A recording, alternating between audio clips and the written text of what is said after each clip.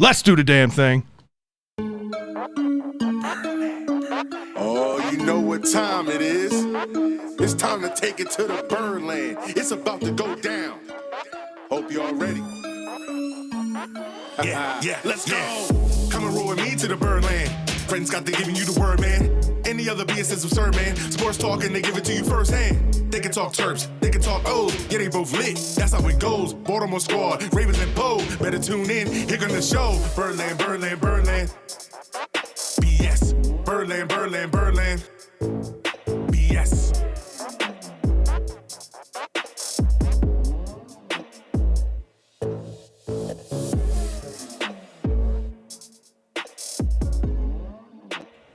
It's all about that BS, baby. Fuck What's Buster Olney. Man, what's up, BSers? And fuck Buster Olney. We need the bleep button tonight, and this show is not for kids tonight. This is going to be a lot of fun.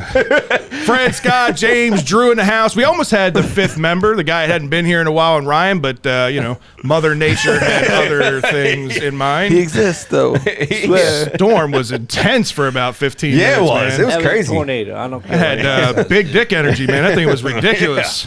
Mother Nature going, Yeah. Almost had Megan here. I had to climb over trees to get my chainsaw out. It was insane. We got a lot to talk about on tonight's show. Obviously, we are excited. Hopefully you guys are out there about Birdland right now. We're changing shit up. Usually we kick the show off with Ravens talk first each week. But how can we not talk about the hottest team in Baltimore first? Your 8 wins in a row, Baltimore Orioles. Yeah, and look, we're going to talk everything that's going right. The latest Orioles All-Star. Are they buyers or sellers at the trade deadline? And when will we see the next wave of prospects? It's going to be interesting. Yeah, man. The Ravens bring back a familiar face for another season, so we are going to talk Ravens as well. And could a change at defensive coordinator make a larger impact than I think some fans may think? We discuss.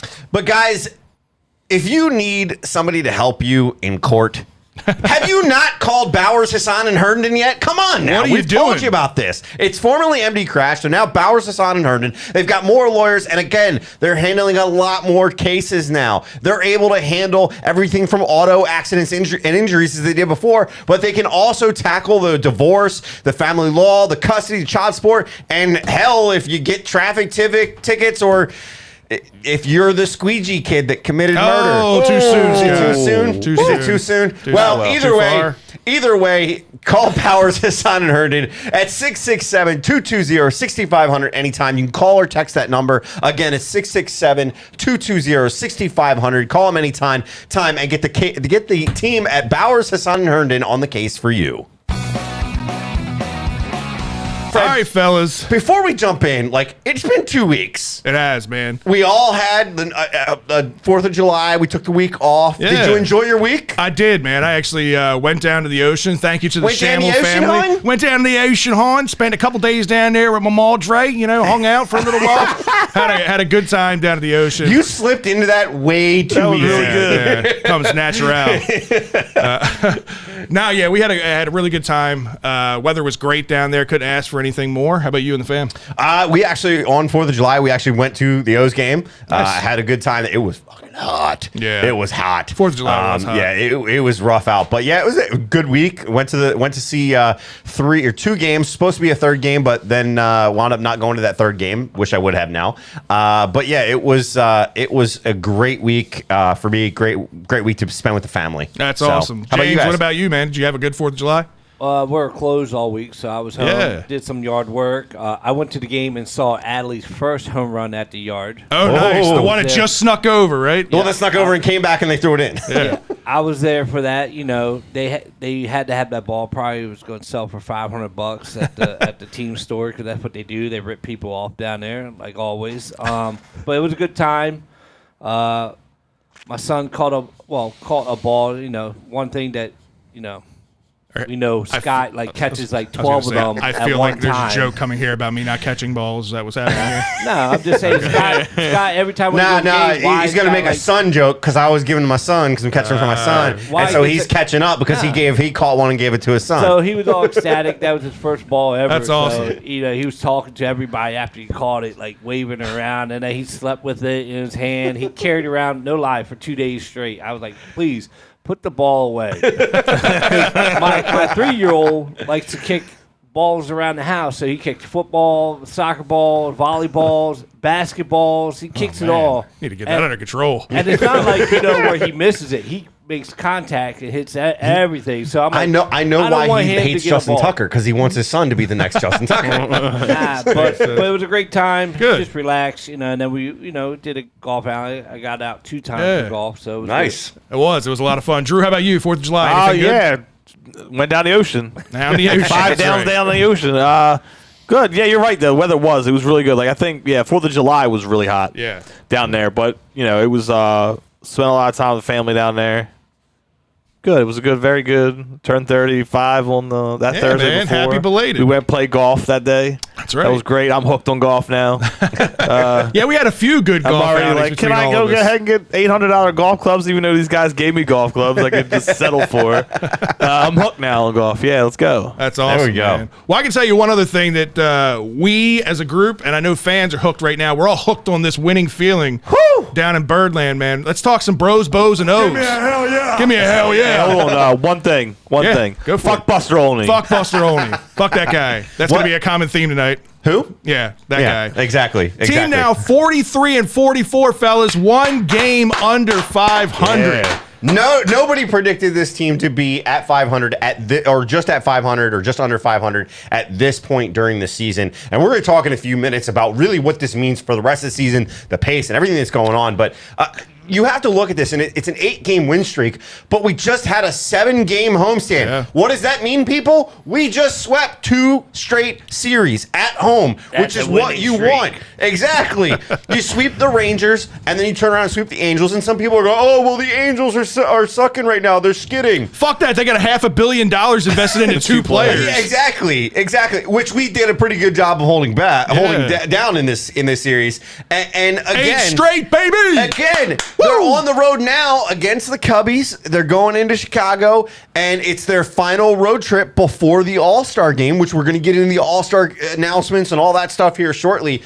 But I think you really have to kind of first look at this. What does this 43 and 44 mean right now? And you really kind of were talking about it with what Rockabacco said. Yeah, I was going to say, Rockabacco summed this up pretty good. Orioles at 43 and 44 are now 1 game below 500 for the first time since opening day. Swept the homestand series of 7 games for the first time since 2004. Put that in perspective. It's 2022 right now. That was 18 years ago. It's a long time. Hadn't won 8 games in a row since 2005. The victory today versus the Cubs would create a first 9-game winning streak since they won 13 in a row in September of 2003, I think. 2003, yeah. Yeah, it's been a long, long time since we've had that kind of stretch and that kind of play. Yeah, and a note from earlier in the week, too. I'm going to give credit to Camden Revival on Twitter. They kind of put this post out there. The Orioles started the season 16 and 24 through May 20th. And we've kind of talked about that stat before. I think we've used May 19th, right? Yeah. That was on pace for 65 and 97 at that time. Which, honestly, at 65 wins over what they did last year, where they won 52 games last year, whatever it was. Still would have been ecstatic. It still would have been ecstatic It about. still would have been improvement, Yeah, right? 100%. So starting May 21st, they are 24 and 20.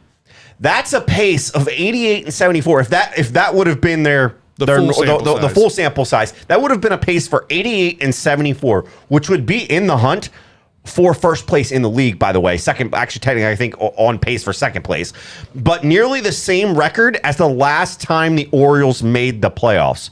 So it begs the question, and they answered it: what happened on May 21st? Good old Adley Rutschman came up. It doesn't matter, man. I know, fans were a little, I guess, underwhelmed with the offensive production when he first came up for the first couple weeks, and I get it. He came up and he struggled. There's no doubt about it. But what first-year rookie player with that kind of hype behind him doesn't come up and struggle for a little while? We've seen the numbers. We've seen the players. It's rare that somebody comes up and succeeds. But the impact that Adley Rutschman's had on this team goes way beyond what 100%. He brings in just his bat. What's one of the first things you called out? Was him going out to the pitchers. Absolutely. We see it time and again. Every inning that Adley is the starting catcher out there, or even when he comes into pinch, he is going out to his pitchers. He's meeting his pitchers, the celebrations he's having with them after just strikeouts or little wins of getting out of the inning.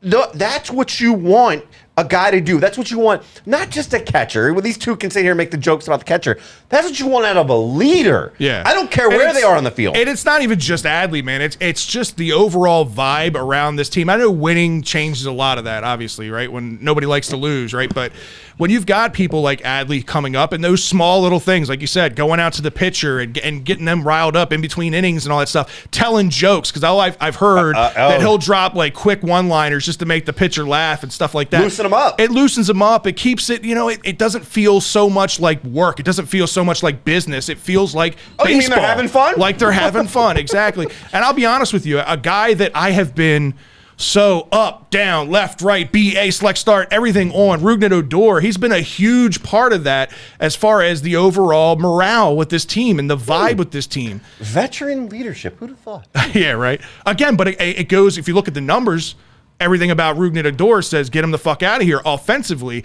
but it's beyond what he does at the plate right now. He'll have the occasional big hit in a big game, which he's done more than once this season, and he's done it quite a few times, but his average, his power numbers, he's lacking a little bit there. But again, the impact that he's had overall in this clubhouse has been huge. And we're going to get into some of these guys a little bit later and really what they bring and what maybe they don't bring and talk about some of them. But, I kind of want to take a second to talk about some of the takeaways from the homestand, right? Well, first take with the homestand. Kudos to the fans for showing up, man. To see, what was it, 29,000 one day and then 32,000 the next, 33,000 next. Now, and then I think it was 2024 the following. I know these and the Hawaiian shirts are a big part of that. They're always the big draw. But they still came out on Sunday. But there's a vibe. There's an excitement. Fans are getting excited about this team and getting excited about going down there for Camden Yards again. And it looked good. It felt good. It was just, it took me back, especially these walk-offs that we've had. We'll talk about them. Took me back to those Delman Young vibes when the energy was just insane. Here's the deal. Even though it was fucking hot on 4th of July, people were there. Even though floppy hats and the Hawaiian shirts, people were there. What used to happen in years past was people would show up for these things. Get their shit and leave. And roll. Yep. People stayed. That 33,000, there was at least 30,000 in the stands. Absolutely. During the 5th inning, 6th inning, they were there. They were present. They were locked in. That's the thing about this team is there's no quit. Yeah. There's no quit in this team. I don't care how far they're down.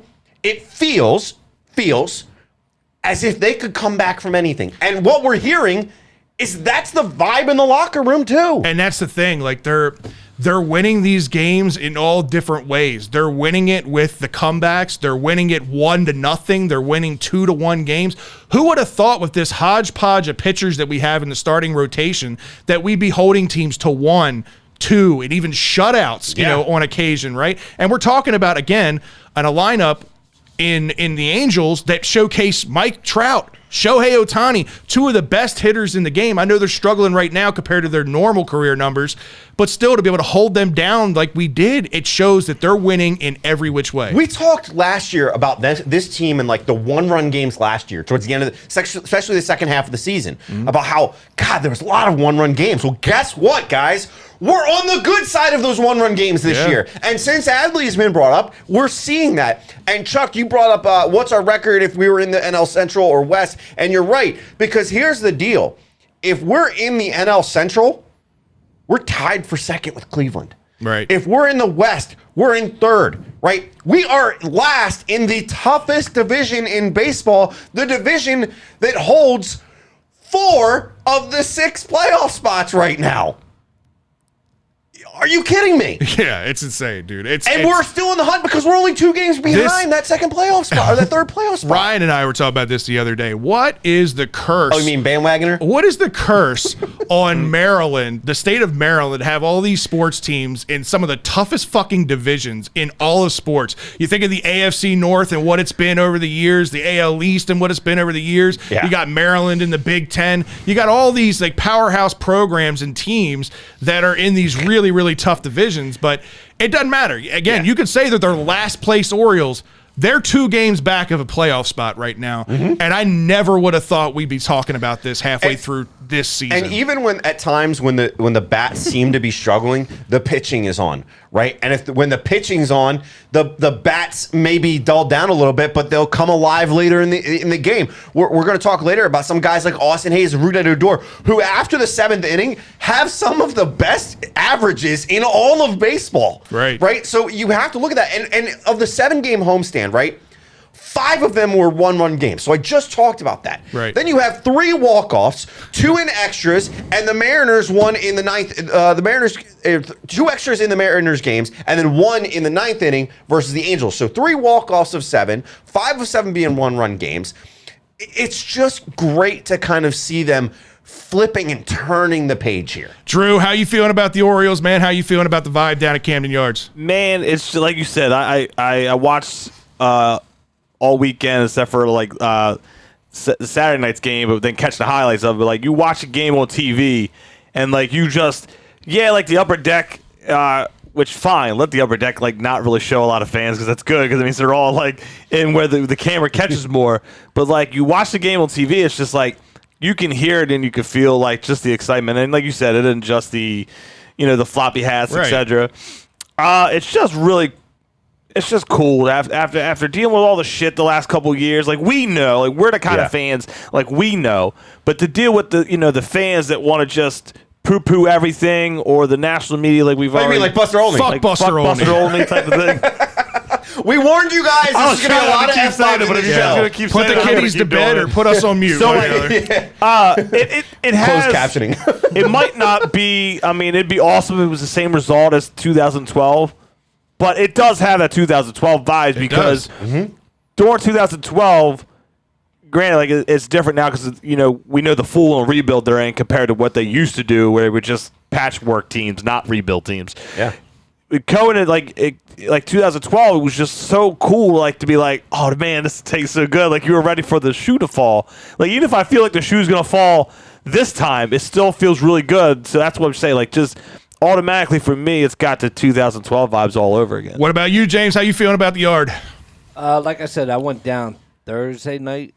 Yeah, I went down Thursday night to the game, and it was a totally different atmosphere. Like normally, I would park at University of Maryland Hospital. Yeah, but being with my kids, I paid. You can go on the Orioles website. You can pay for parking. Pass right there, $10. $10, yeah. It's funny. That's what I did. You go on StubHub, they're selling for $110. I know, right? Which makes no sense because there's plenty of parking in that lot too. Inflation, so baby, inflation. I didn't know that. My buddy told me that. That's when it's packed. It's a great idea. Yeah. So it's great because when you're walking there, you have everybody around us because there's some shady people around there still.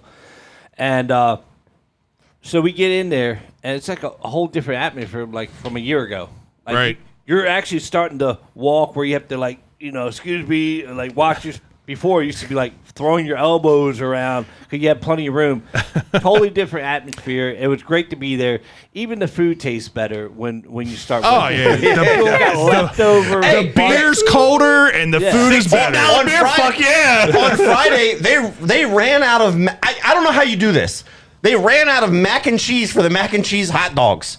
The crab mac. So they were just taking hot dogs and putting crab meat on them. Sounds like something Applebee's would do. It's eating good in the neighborhood. Yeah, but no, it is a different atmosphere. It feels different. It's one of those things that people.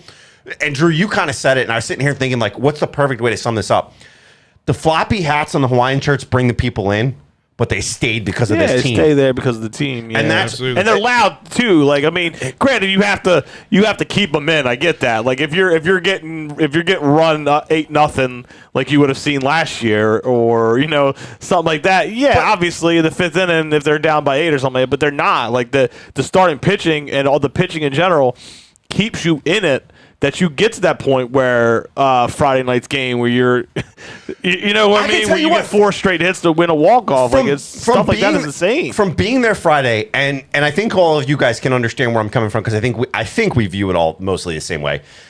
The fans didn't start to wave until the bottom of the 7th. Fuck the wave. Yeah, fuck the wave. But my point is, the wave usually comes out when people are bored and not paying attention, right? That's true. And so to not see that until the 7th inning, I was like, people are engaged. People stayed in it, and then it went away once they started scoring. Yeah. It went away, and it was like, oh, Yeah, here we go. This is 2014 all over again. The 2012s where people are locked in, they're engaged, and you're excited about what's happening. And that's one of the things that you really want to continue to see. Go ahead, James. I can't stand the fucking wave. And when I was there Thursday night, they tried doing it, and I don't mind it. They're trying to do it when the Orioles are at bat. I can't fucking stand it, dude. I'm trying to watch it, and they're like, two. And my son was like, look at this guy over here, like so loud. He's been drinking all day. And I'm like, you know what? I understand. I don't mind doing it when they're in the outfield or I never liked it. I never stand up for it. I can't stand when sticking the Orioles are at I bat. don't care. I give the half-ass like. I also, you're better than me. I don't fucking. I'm on So my phone. here's my deal. You hate when the Orioles are at bat because you don't like people standing up. I hate when they do it when we're pitching because now, especially when it gets behind the pitcher or it's on the other side. Don't do it because it's dumb. Like, oh. Yeah. How about we just eliminate it altogether like Buster Olney? Get rid of both. My whole point in that is people were engaged, right? That's what was great to see. And you pointed out what Dan Vetty had to say on Twitter. Well, here's a couple things, right? What I really like about this team, again, it's not just 1, 2, 3, 4 guys that are contributing and that are carrying the load, man. It's guys. Voth, where the fuck did he come from, right? And he's pitching like his first like outing crazy. or two, it didn't look good. But, Baker, he's coming out of nowhere and pitched really well lately. Like you're getting contributions from everywhere. You're getting it from starting pitching, from your bullpen. Your bullpen has been phenomenal. I know, obviously, Jorge Lopez had a little bit of a rough stretch there for 3 games, but. Speaking of Lopez, man, we talked about the potential All-Star game nominees. How many would the Orioles get? More than likely, we're just going to get one. We're going to go down this road, aren't we? Let's go down this road, man. Jorge it's a good Lopez, road, but it's a bad road. Jorge Lopez named your 2022 All-Star representative for the Orioles. Yeah, okay, hell yeah. Pretty awesome, man. Pretty awesome. This is a guy. I mean, he has been through it all, man. I mean, he's been up, down, every which way with this team, and even prior to that with the Royals. Professionally and personally. Yeah, he really has. The situation with his son, for those of you that don't know, has had a son that's had some illnesses and some issues, and his son's a fighter and been given a lot of attention by the Orioles themselves. And you saw how emotional that Brandon Hyde was about Jorge Lopez getting the nomination because of that, because of what he's been through, what his family's been through, and for him to persevere through all of that. And have the kind of year that he's having right here. I mean, it's well deserved. Yeah, I mean on the flip side, it just helps him take care of his son and take care of his family. You know, he's going to get the extra money for the All-Star nod and everything like that.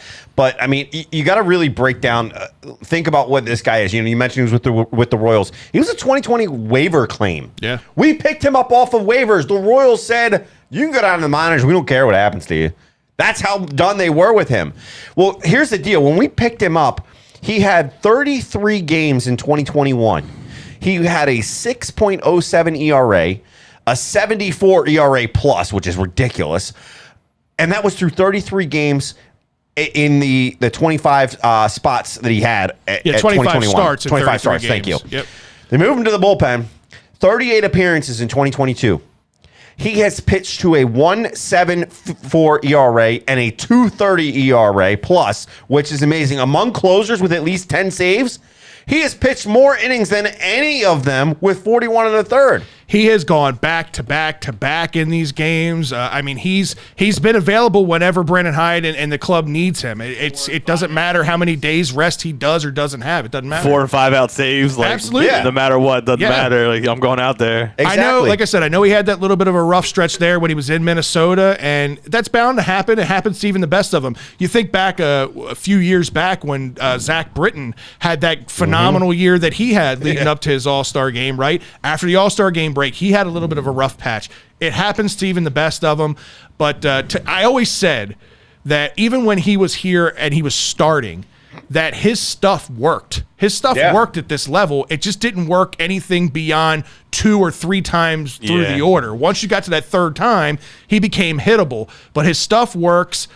He's got the right mentality. It doesn't seem like the big moment becomes too much for him. No. He's very calm. He's more relaxed coming in and out of the bullpen. Absolutely. And you got a guy, in Felix Bautista behind him who's throwing 100, 101. Set up man like crazy. This back end of this bullpen, really the bullpen as a whole, but the back end of this bullpen is set up for future success, not just 100%. this year. It's set up for many years of success if he sticks around. And I wish we had the audio clip, but Lopez, his comments on the whole thing, he said, to add this to my career, my family, it's huge. And this was just hours after being told this. He said, I've been thinking about it a lot. Just not me. It's my son who deserves this. He's the one who's been motivating me. He's the one who, when I get here every day to do my job, I'm living my dream.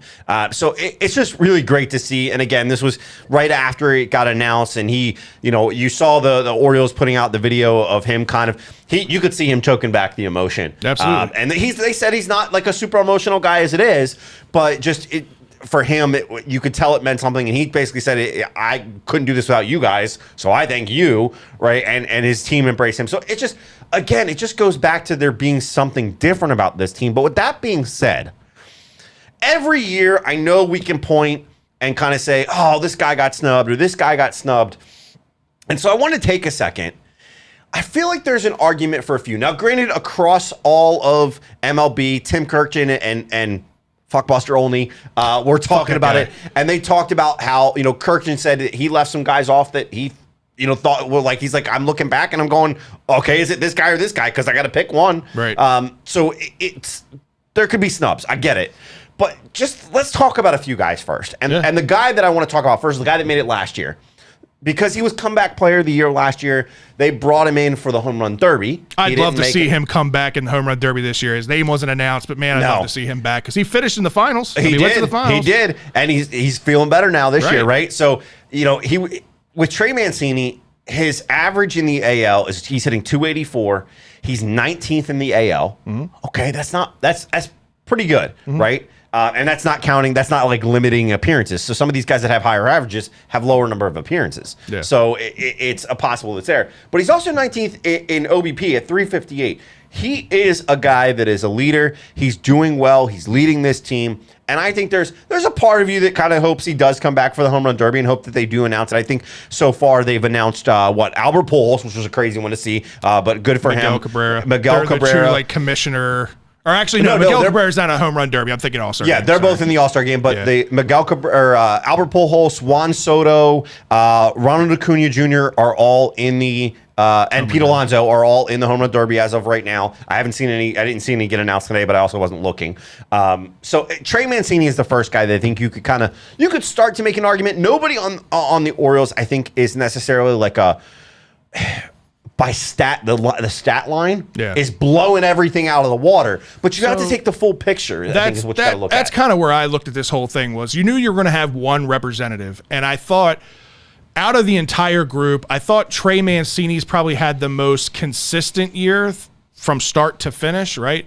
Austin Hayes was on a crazy pace. When he was up near 300, he was hitting 300. Yeah. He very easily should have and would have been the Orioles representative for the All-Star game. But he has the highest batting average after the 7th inning in MLB. He has gone completely ice cold over the last, I'd say 10 to 15 games. It's been pretty rough the last right after games. The cycle. Yeah, exactly. Well, and I mean, he's not even hitting 100. It's been bad. Part of that too, we learned just the other day that he was sat 2 games because his wrist was apparently bothering him. Which I saw Friday night. He had 2 throws into second base Friday night that just looked horrible. Right. And it was like, okay, is he okay? And the next day he gets sat. Saturday and Sunday he gets sat because of his wrist issue. Yeah. So clearly there might have been something wrong, and he's just been putting it off and kind of hiding it or whatever. And now they're kind of getting him back to being comfortable. So hopefully he comes back in this Cubs series and can kind of show what he's back to. And what was good about that is you almost kind of seamlessly saw Austin and Cedric kind of shift roles where Cedric was struggling and Austin was doing good. Austin comes down and Cedric starts hitting well, right? Like they kind of flip-flop positions. Actually, Cedric's hitting better average for the year now than Austin Hayes is. So as much as everybody and all the fans want to say Austin Hayes should have made it, you were right. If the season would have ended after it's okay. If the season would have ended after maybe the first week of June, then I think Austin Hayes would be an All-Star. But you got to account for all the games, and he's had a really, really struggle. He struggled for the last 3 weeks or so. Yeah, another guy that, and this stat is obviously a comparison stat, but Mountcastle, right? He's had some good games. He's tied for 11th in slugging percentage with Shohei Ohtani at 491. Yeah. That's a power guy. There's no doubt that Ryan Mountcastle could very easily be in the home run derby. That's what I was going to go with. I'd love to see that. I would love to see that. I don't think he's an all-star. I really don't think anybody. There's all-star statistics about certain individuals on this team. I think Jorge Mateo is tied for the league lead in stolen bases right now, right? Yep. So there's certain things that this club is doing. But again, that's why this club is being so successful right now, because it's not one or two all-star players that are carrying them. This entire team is contributing in their own way. So the only thing I would say about Mateo, right, is Mateo, not only is he tied for first with 21 steals, but he's also tied for fifth with 3 triples in the league. And he also is third in the league in defensive assists. He's barely hitting over 200 as an average, and that's why he'll never be an all-star. Right, and I get that. I'm saying there's those stats that you kind of start going, okay, boom, that stat checks, that stat checks, that stat checks. But then you flip and you look at the main stat that everybody looks at. And that's where I think it's frustrating, because you have some of the guys out there that maybe didn't deserve to be on the All-Star ballot or on the All-Star team, but made it because of a popularity contest. But most of them this year is the year that I would give the pass. Yeah. That this year, most of the guys that were elected the All-Star team, like what's his name, Kirk, for Toronto, completely deserved it as catcher. Looks like an auto mechanic, but somehow he plays baseball very well. Him, and then the guy for the Brewers, and then the other guy that looked like they're big. They're They were standing next to each other like a beer league softball team. Yeah, exactly. But yeah, I think, and again, Mullins, right, tied for fourth in stolen bases at 16, tied for 11th in hits with 88, tied for fifth with doubles with 23, and then the other guy, this is the guy that I think would be the home run derby guy. Anthony Santander is tied for 15th in the league with 15 home runs, but he leads the Orioles. Yeah. I'd love to see him in that. And then if somebody wants to pick him up after that, we'll see what happens. But I think Santander, yes, he leads the Orioles in home runs right now, but there's nothing about him that's the wow factor with his home runs. You know, Trey Mancini got into it last year because of the feel-good story with it, and he performed great at the at the home run derby. Performed way better than I ever would have expected him to. But Mountcastle, to me, brings that wow factor to a home run derby. Like, he'll hit it out of the stadium type of power. Like, he also has the bigger build like that, the taller build. Exactly. And I mean, he can hit a ball a country mile. That's what excites me about Mountcastle and the potential of him being in home run derby. Yeah. We'll see. Orioles have always been wildly successful when they've been in home run derbies. For whatever reason, we have a pretty good track record of it. It works. Does. Let's take a second just to tell everybody the actual All-Star rosters. Go for it, man. So I'll do the American League, you do the National League. Okay. So the American League, the starters, Alejandro Kirk from the Blue Jays is starting catcher. First baseman, slam dunk for me, Vlad Guerrero Jr., Blue Jays, again, no-brainer to me. Second baseman, Jose Altuve. Without the mic. Huh? Without the mic. Yeah, all right, whatever. Third baseman, Rafael Devers from the Red Sox. Shortstop, Tim Anderson from the White Sox. And then your outfield is made up of Aaron Judge from the Yankees, Mike Trout from the Angels, and Giancarlo Stanton from the Yankees. And then your DH, Shohei Ohtani, is there. As far as your reserves, Jose Trevorino for your catcher. You then have Luis Arraez, Xander Bogaerts, Jose Ramirez, and Andreas Jimenez for your infield. For your outfield, George Springer, Byron Buxton, Andrew Benintendi. Byron Buxton is having an MVP type year. That guy is on fire. Yes, he is on fire. Which, again, that's where I have an issue, that he should be one of the starters as far as I'm concerned. Yeah, he should be starting over Mike Trout. That's their popularity contest. 100%. Kyle Tucker out of the Astros and Julio Rodriguez from the Mariners. Again, another deserving outfielder the way he's been playing. He has been a five-tool player. And then Yordan Alvarez was selected as the DH. He's going to miss due to injury. He literally, they announced it, and he went on the IL right before they announced it. So JD Martinez was the injury replacement for Alvarez, and the commissioner's office has started a legacy pick. And this year for the American League, as we mentioned, Miguel Cabrera for the Tigers. Your pitchers, Shane McClanahan, Nestor Cortez having an amazing year, Cy Young type year out of him. Alek Manoah, Framber Valdez, Martin Perez, Paul Blackburn, Justin Verlander, Garrett Cole, Shohei Ohtani. Again, he's another guy that this is the second year now that he's been selected as both. Clay Holmes, Emmanuel Clace, Gregory Soto, and Jorge Lopez round out that pitching staff. So pretty impressive, man. It's the second straight season Ohtani has been chosen both as a hitter and as a pitcher. No one else in history has ever done that, so it's pretty impressive. Not even the Babe. Go ahead, James. I think they messed up Stanton should not be on there as the outfield.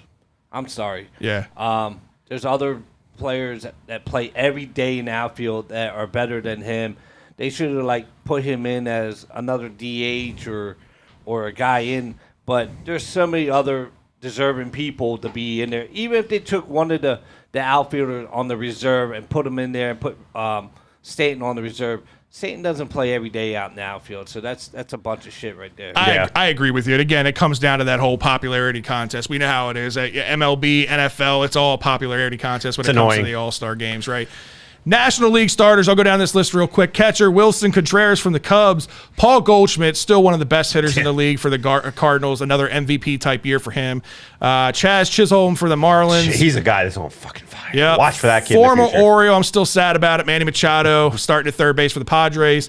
Trey Turner, the guy that slides, the best I've ever seen somebody slide in my life. Ronald Acuna Jr. from the Braves. Mookie Betts, Jock Peterson all make up your outfield. I have to say I have no problem with any of those. No, all of the National League starters are all pretty ACL legit. injury, man. To come back and not skip a beat is amazing. Yeah, exactly. DH Bryce Harper for the Phillies. He's obviously going to miss the game due to the injury that he had. I forgot who hit him. It was one of his buddies. Yeah, because he was yelling at it. They were yelling at each other. He's like, I know it's not your fault. Blake Don't worry Snell. about it. Blake Snell. Snell, Yeah, that's there you right. go. Yep. National League reserves, Travis Arnaud from the Braves, Nolan Arenado from the Cardinals, Pete Alonso from the Mets, Jeff McNeil from the Mets. The Mets are on fire. Yeah. You're welcome for Buck Showalter. CJ Cron from the Rockies, Dansby Swanson also from the Braves. The outfield reserves, Kyle Schwarber from the Phillies, Juan Soto from the Nats, Sterling Marte from the Mets, Ian Happ from the Cubs. The DH, William Contreras from the Braves, Garrett Cooper from the Marlins is the injury replacement for Harper. And as you mentioned, the legacy pick from the commissioner, Albert Pujols for the Cardinals. Yeah. Who's obviously not having a great year statistically or anything like that, but this is probably the farewell for Albert Pujols. I think he's at 686 now total home runs. I'm sure he's aiming for 700. He wants to get to that plateau. So he's 14 away. I don't know if he's going to hit that this year. Depends on how much they play him out there. I doubt it. Another cool stat about this game that has an Orioles tie, and it is the fact that the Contreras brothers are the first set of brothers to start in an All-Star game since Roberto and Sandy did it in '92, i.e., Baltimore. It was here in Baltimore, so there's your Baltimore tie, and a guy that played for the Baltimore Orioles and Roberto. This game's going to be interesting. I have to say I wasn't a fan of the uniforms. The black and gold? The black and gold and the white and gold. I think the black and gold looks good. actually like it. It's clean. The black and gold looks good. The white and gold I don't like. Yeah. It just didn't. Not enough contrast, maybe? Yeah, Okay. I think if they would have done a platinum, I really like the hats. The hats are pretty cool. We're probably going to order one for the Orioles. If they would have done a platinum, or a silver on the white jersey instead of the gold, I think it would have popped a little bit more. So it would have had that contrast to your point. I think it would have looked good. But no, I just wasn't a fan. A fan. So I'm not a fan of the Soto pick. The Soto pick? Not a fan, huh? I mean, the Nats are struggling right now. Soto's another popular player. That's just a fan's vote. No, it's not. Past. The one that Nat player that did get snubbed is Josh Bell. Josh Bell's having a great year, and the fact that he wasn't the Nats representative and Soto was kind of tells you that it is a popularity contest.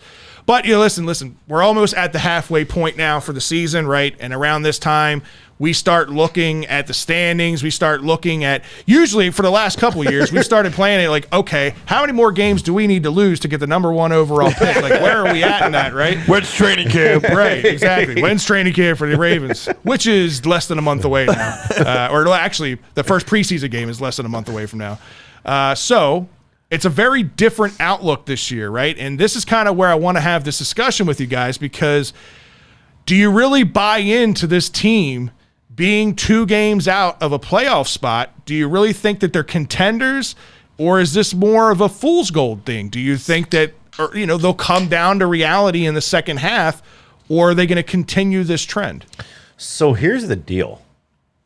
You're 10 days away from a 2-month trend. That point, that's a viable trend. We're not talking about a week. We're not talking about 2 weeks. You're right. We're talking about a 2-month trend of this team trending upwards. Right. You took you're taking multiple series. You're one game away from 500. You're in a division. You're in the toughest division in baseball, and you're only 2 games out of that. Out of the fourth place team, you're two games out of that, and that fourth place team holds the last wild card spot in the playoffs. It is quite possible. I'm not saying that this team is going into the playoffs, but I think what we do need to recognize is if this team keeps trending the way they're trending, if they're playing in the way that they are, which I know we're going to talk about trades here shortly, you have to kind of look at it and say, if you're not going, well, okay, I mean, they could potentially make it. If you're not doing that, you're not paying attention. At this point, I'm bought into what is going on with this team. Again, to your point, they're real close to this being a 2-month trend since Adley Rutschman got called up, where things have really, really turned for the positive for this team, right? So that begs the question. I guess the better question is, with the trade deadline coming up, are we buying or are we selling? We always said going into this year was another year in the rebuild process, was another year away from us being a competitive baseball team. Nobody in this room, nobody in this chat room, I don't care what you say now, at the beginning of this year believed this team would be in playoff contention this season, right? So the discussion has always been about what pieces do we potentially give away at the trade deadline to try to get some more prospects to continue this build, right? Yeah. And we can still have that conversation if we think that that is the right direction for this team. But we have an interesting twist. You're 2 games out of a playoff spot, right? You're 4 games out of being second place in the best division in baseball right now. 4 games. Do we kind of go down that path where we say, you know what? Maybe we're not. Maybe we're not trading pieces away for the future. Maybe we're trading pieces away to try to solidify the rotation, solidify the depth, get another bat, whatever it may be, to put us over the top to be a competitive team and actually go after a playoff spot this year. So I think it's too early right now, right? And that's weird to say, but we still have about a month left. I think Don't try to skate the question. I'm going to answer the question. Chill. Right. August 4th is, I believe, the trade deadline. Right? I don't know exactly what the date is. I know it's coming up, but somebody look it up. I think it's August 4th or August 8th. One of those dates is standing out in my head. So with that being said, we still have about 4 weeks. The trade deadline? Yeah. August 2nd. August 2nd. Okay, so I thought it was the 4th for some reason. So August 2nd. Okay. So you're 3.5 weeks away. I think you wait to see where you are 2 weeks from now. If you are still within feasible striking distance, meaning the 2 to 4 games or better, I think you have to really contemplate holding the course. If the offer comes out and you're saying you're made an offer for starting pitching, a solid number 1, number 2 type pitcher, I might be willing to part with some of our minor league trade pieces. But that pitcher cannot be a half-year rental. Yeah, it has to come with a contract for next year already in place. And that's kind of where my head's at with it too. Is like, beginning of this year, I was kind of wrapping my mind around this being Trey Mancini's last year as an Oriole, and if he performs the way we expect him to perform, we're probably going to get a couple of mid-tier prospects for him, and it is what it is. It's just part of this process, right? It's going to suck, but it's part of the process. I'm not on board with that right now because Trey Mancini is doing so well, and because he is that veteran presence that we talk about in a competitive team. He's right? a Cakes. He's the modern day Cakes in the clubhouse. But again, it changes the perspective because we are in competition right now. We are a competitive baseball team. So am I still open to trading a Trey Mancini? I am, but only for the right prospects. Am I open to trading some of our outfield depth prospects that we have or an Anthony Santander or, God forbid, even a Cedric Mullins? Am I entertaining those things? If the return value is impactful enough that it helps us right now. I don't want to take a hope and a dream on a guy that's 18, 19, 20 years old down in the minors who shows promise, but he's still a couple years away. If we're going to trade those pieces now because we're competitive, I want somebody who's going to come in and make an immediate impact. And I think starting pitching is the biggest need for this team. We do have depth in the outfield, right? We do have some depth in the minor leagues with prospects in the outfield. We don't have a ton of starting pitching depth. Now, I know there's been some rumors that were floating around social media today that said Elias has checked in on availability of a couple of starting pitchers, one of them being Red starting pitcher Luis Castillo. He's 29 years old. He's got a year and a half, so this rest of this season and one extra year of team control left before free agency. 12 starts this year. He's got a 2.92 ERA, a 9.38 K per 9 innings, and a 1.10 whip. That is a true number 1, number 2 type of pitcher. I don't know if those numbers correlate to the AL East. That'll probably be a full run difference, so he's probably a number 2, especially when Grayson and DL and those guys get here. But that's a piece that at least you have a year and a half control. The only thing I'm not super excited about with him, he is 29 years old, right? So I'm not saying he's old, but he's probably got maybe 4 or 5 years of really good baseball left in the tank with him. Now, the other name that was floated around today is a Marlins starting pitcher. We all know the Orioles like dealing with the Marlins. We've done it plenty of times in the past. Their starting pitcher, Pablo Lopez, the Orioles apparently checked in on. He's 26. He's got 2.5 years of team control. And has not looked bad. And has not looked bad the entire time he's been up. He'd be a solid number 2. 2.5 years. He's 2.91 ERA, 8.91 Ks per 9, and a 1.07 whip. And again, this is a similar dimension ballpark to Camden Yards, the way that the Marlins field is now laid out versus what the Orioles Stadium's laid out. So you'd have similar type production there. Yeah, obviously deep center field. Obviously going up much better lineups in the AL East versus the NL East. But that would be a name that, again, I would entertain, I think, more so than Luis Castillo if I had the choice on both. Yeah, I think I agree with that. I think my big thing, again, is it cannot be a half-year rental. Whatever you get, there has to be value in the future because in all reality, right, we're not winning the AL East right now, right? The AL East is going to be the Yankees. Yankees are projected 104 wins as of the other day, right? So, and I think the Orioles are projected around 75 now, which, hell yeah, I was thinking it was going to be, I was like, I think they can maybe get to 65. Like, I'll be happy. Yeah. 70 would be awesome. I think if we went back, we all kind of said that. That'd be amazing. And here we are. We're standing and we're saying, this team could be 75 wins, but not only that, they could be in contention for a playoff spot. Right. So I think that the piece here is you need a veteran on that starting rotation that's not Jordan Lyles.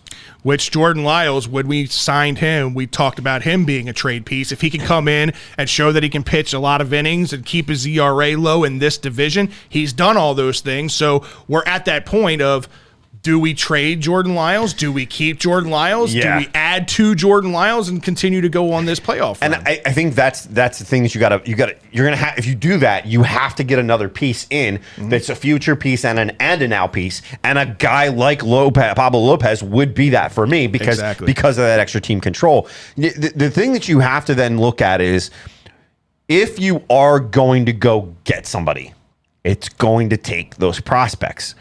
And you look at the guys that you want to be brought up right now, right? The guys that we're all itching, the DL Halls, the Gunnar Hendersons, the Jordan Westbergs, Terran Vavra, Kyle Stowers.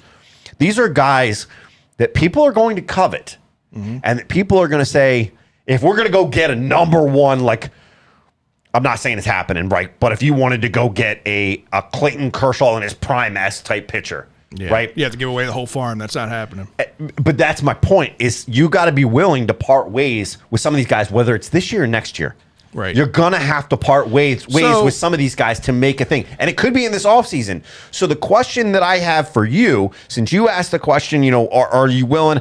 And I'm willing to entertain, but I think we hold steadfast. I don't think you break up this locker room a whole lot right now. I think you bring in something. You bring in some experience or some veteran or even a young guy that can give you dominance on the pitching side. And I think that's how you hold steady.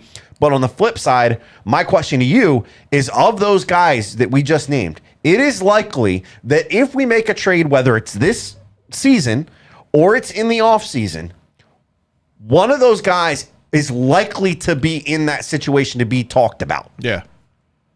Who are you most willing to be understanding of letting go if you're getting something in return back for it. Yeah, so if we're going after a guy like like a Pablo Lopez, like you said, he's 26 years old. He's got 2.5 years of team control. It's going to cost a good bit of money, right? He's an MLB pitcher who is holding his own at 2.92 ERA. It's going to cost a good bit.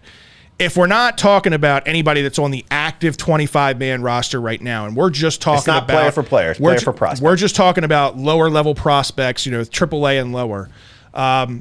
I'd be willing to give up some of our depth. A guy like Gunnar Henderson can come in and play right away. We don't have a ton of people at shortstop behind him, right? Okay. Jordan Westberg, he's another guy at third base. We got a couple options there. Kobe Mayo, which I'm very high on. I would hate to see him go, but I would understand it because you have a guy like Westberg in front of him. Or a piece like in the outfield. You've got Colton Cowser, right? You've got Heston Kjerstad. You've got these guys who just got promoted, by the way. Who did just get promoted to Aberdeen, right? But these are guys that, yes, we haven't seen them reach their potential yet, but we don't know what that potential still is. And we have depth there, right? If we're committing, if we're not trading anybody on the 25-man, and we're committing that Cedric Mullins, Austin Hayes, these two guys are going to be a centerpiece of our outfield, right? Well, we really only have one more position in the outfield open to fill, right? And that's going to be probably a Kyle Stowers kind of guy, or, we've got a plethora of outfielders down there to choose from. I'd be willing to give up some of that depth. So I might be willing to package a Colton Cowser and a Kobe Mayo together to get a guy that, again, it's not a rental player. This is a guy that you're going to have under control for 2.5 years. And if I'm Mike Elias, I'm working on an extension right away to keep him even further, a 5-year deal, something like that to keep him in the fold, because then your return on investment is much more worth it. So even to Adit's point, even with a guy like DL Hall, I would not be willing to give up pitching. But what I'm saying is, you're okay with going and getting Lopez. I know I am. Yeah. You're okay with going and getting Lopez, and basically, if all worked out, it kind of would be player for player in those guys both being the same type of player. They're going to be at the same spot in the rotation. What are you talking about? DL Hall and Lopez would be fighting for the number 2 spot. Which is fine. You need 5 viable starting pitchers, especially in this division right now, right? The ones that we know for sure are going to be there are going to be Grayson Rodriguez, DL Hall. Kyle Bradish has still got a lot to prove. He's got to get his shit together and figure it out, right? But we expect him to be part of that rotation. You hope John Means comes back healthy. We hope John Means comes back, right? And then we got a bunch of guys that are right now up, down, and showing promise. Tyler Wells. But, even a guy like Dean Kramer right now, like, I would have never expected to spit his name out in a positive way this year, but he's pitched really well, right? We got a lot of guys that are fighting for that 5th starter of the future role. But you don't have to worry about that fight if you bring a guy like Pablo Lopez in. He's it. And now you have some depth at starting pitching behind it, which Lord knows you need depth with the way these guys go down with injury and Tommy John and everything. Year after year, somebody's getting hurt. It's just the way baseball is and the way players are being developed. I'm gonna propose a question to the two of you. So if you're bringing some of these guys up, if it's the DLs, the Gunners, the Jordans, the Vevers, and the Stowers, you're bringing some of them up. That means somebody's got to go down. So I'm going to give you a list of names, and I want you to kind of tell me who you guys would send down. So Drew and James, would you send down Jonathan Ruiz, Ryan McKenna, Tyler Nevin, Ramon Urias, Jorge Mateo, Rougned Odor? Who are you sending down to bring some of these guys up? Drew, we'll start with you. I mean, a lot of those guys you named, like an Ruiz or like some of those guys are out of options anyway, so you'd be outrighting them or DFAing them. Right. So, I mean, it is what it is. It's a weird thing where, like, the whole time you guys are talking, I think of is there's a way that, like, you can still add without subtracting from this team, and that's literally, like you just said, all these guys that are kind of expendable because a Henderson and a Westberg are playing so well. Oh, absolutely. Or a Stowers or even a Robert Newstrom who's back from injury. Like, stuff like that. They can add fill bats. You can't add starting pitching outside of DL Hall right now. Yeah, so, like, to me, like, I think a lot of people kind of like the 2 players you would choose between would be like Mateo and Urias because it's like they can fill that same role. But to me, like, I don't know if really Ramon's proven that he could stay healthy. Right. Yeah, Mateo's bats it's suspect. He can have timely hits, but 197. When he gets on base, the guy can be at third, like on a bunt. Like it seems, you know He's what I mean? got game-changing speed. I feel like he's like he would stay healthier than Urias. Like so, like kind of like the question, answer your question there. Like you're really only choosing like one of those guys to stick around and be that utility player for the infield, and then the other being replaced by Westberg. Probably, I see Henderson being, unless they think, it's late August and they have a winning record and they might still be fifth, but it's still like where they're at now, where it's but they could win, have an 8-game winning streak and be in second place. And see, type of thing. To me, I'm going to go for a second, and then I'll throw it back over to James. So to me, you're talking about Urias and Mateo. For me, there's one slam dunk guy outside of Ruiz who I don't know. I think that he was a stopgap. He was a filler. To me, Tyler Nevin just has not worked out. The guy's hitting 186. Jonathan Arouse is the guy that's flat out expendable. Like he's just holding a That's roster. what I'm saying. Who the That's what I'm fuck saying. are you, dude? But if I got to send more than one guy down, you're talking about Urias or Mateo. Nevin could go down because of the options. So yeah, I'm talking about Ruiz, and I'm talking about Nevin, because Nevin's hitting 186, 2 homers, 14 RBIs, 129 at bats. This kid's also 25 years old. You brought him up, and he's just not working. Yes, it was a feel good story with him coming out against the Angels, and his dad's the head coach of the team right now. Whatever. They're called managers. Just saying. Managers, whatever. Whatever. He's not even. He's the interim manager. He's not even the real manager. But no, I look at it and I say he's the guy that I'm sending down before I'm sending Urias and Mateo down. 100%. I'm sending him down. Well, listen, to your point, I think Gunnar Henderson, Jordan Westberg would be exciting to add to the mix right away. But both of those guys, I think, to Drew's point, might be later additions. Let's see how the first 3-4 weeks after the All-Star break go, and if we're still in this position and we're 2 games back, or we're still in a healthy playoff position, then you might see those guys get caught up a little bit early. And if it comes down to a choice between Mateo and Urias as far as who I'm getting rid of, I think I'm on the opposite end of this. I love Mateo. I've said that since day one, right? And I love his speed and it is game-changing. But with Urias, what you get is that utility player, that guy that brings more value than one-trick pony. Mateo, he's a great defender, but his one trick is his speed, right? He is not going to hit for average. He's not going to be a clutch guy that can come up and hit as a pinch hitter, that kind of thing. He's going to be that late-inning guy, like you said, that can get from first to third or even first to home on a gapper type thing. So I understand the excitement with that. But his game-changing speed isn't just on offense. I understand. It's on both sides. As well. And I get that you're limited because he really only plays second and short. Right. Urias can play all 3 positions, and really, I think if you needed him to, he can pretty much play anywhere. He is a full utility player. The thing with Mateo is he's got solid range. That speed comes into play. There's a reason he's up there in agree with assists, that. because he's been able, and he's had errors at times. So I'm on the fence with those two. If you're telling me I have to choose those two, I'm taking. It's harder to hit at the major league level than it is to play defense. I'm taking Urias in that aspect. That's what I'm saying. 100%. That's what I'm saying. And that's what I'm saying. He's the more complete player. There's more exciting things about Mateo, but he's the more complete player. Let's go to James. James, what do you think? Well, first, I just want to pop you guys' bubbles real quick. Boop. All right. We're not making the playoffs. This team's playing out their ass, blah, blah, blah. Nah, I'm not going that way, but I just want to... Brandon Hyde's not going to be here next year. John Harbaugh still sucks. Reiterate that the All-Star game is coming up. Mm-hmm. Next week? Elias' cell phone's going to be busy that week. It will be. And then after that week as well. A lot of these names on the top are going to be talked about, and for the right thing. Like Cedric, he's expendable, but for the right price. It's going to be a big-time You're thing. not trading him to trade him. It's got to be a big-time move. It's going to be something big for that. Like a pitcher that's doing well in an organization that's like a number 1 prospect plus something else. But I think Trey Mancini's gone, because if not, they would have had a deal done this year. If they don't get anything special for him, I don't think they're going to trade him. I think they're going to try to offer him a lowball contract to stay with the team.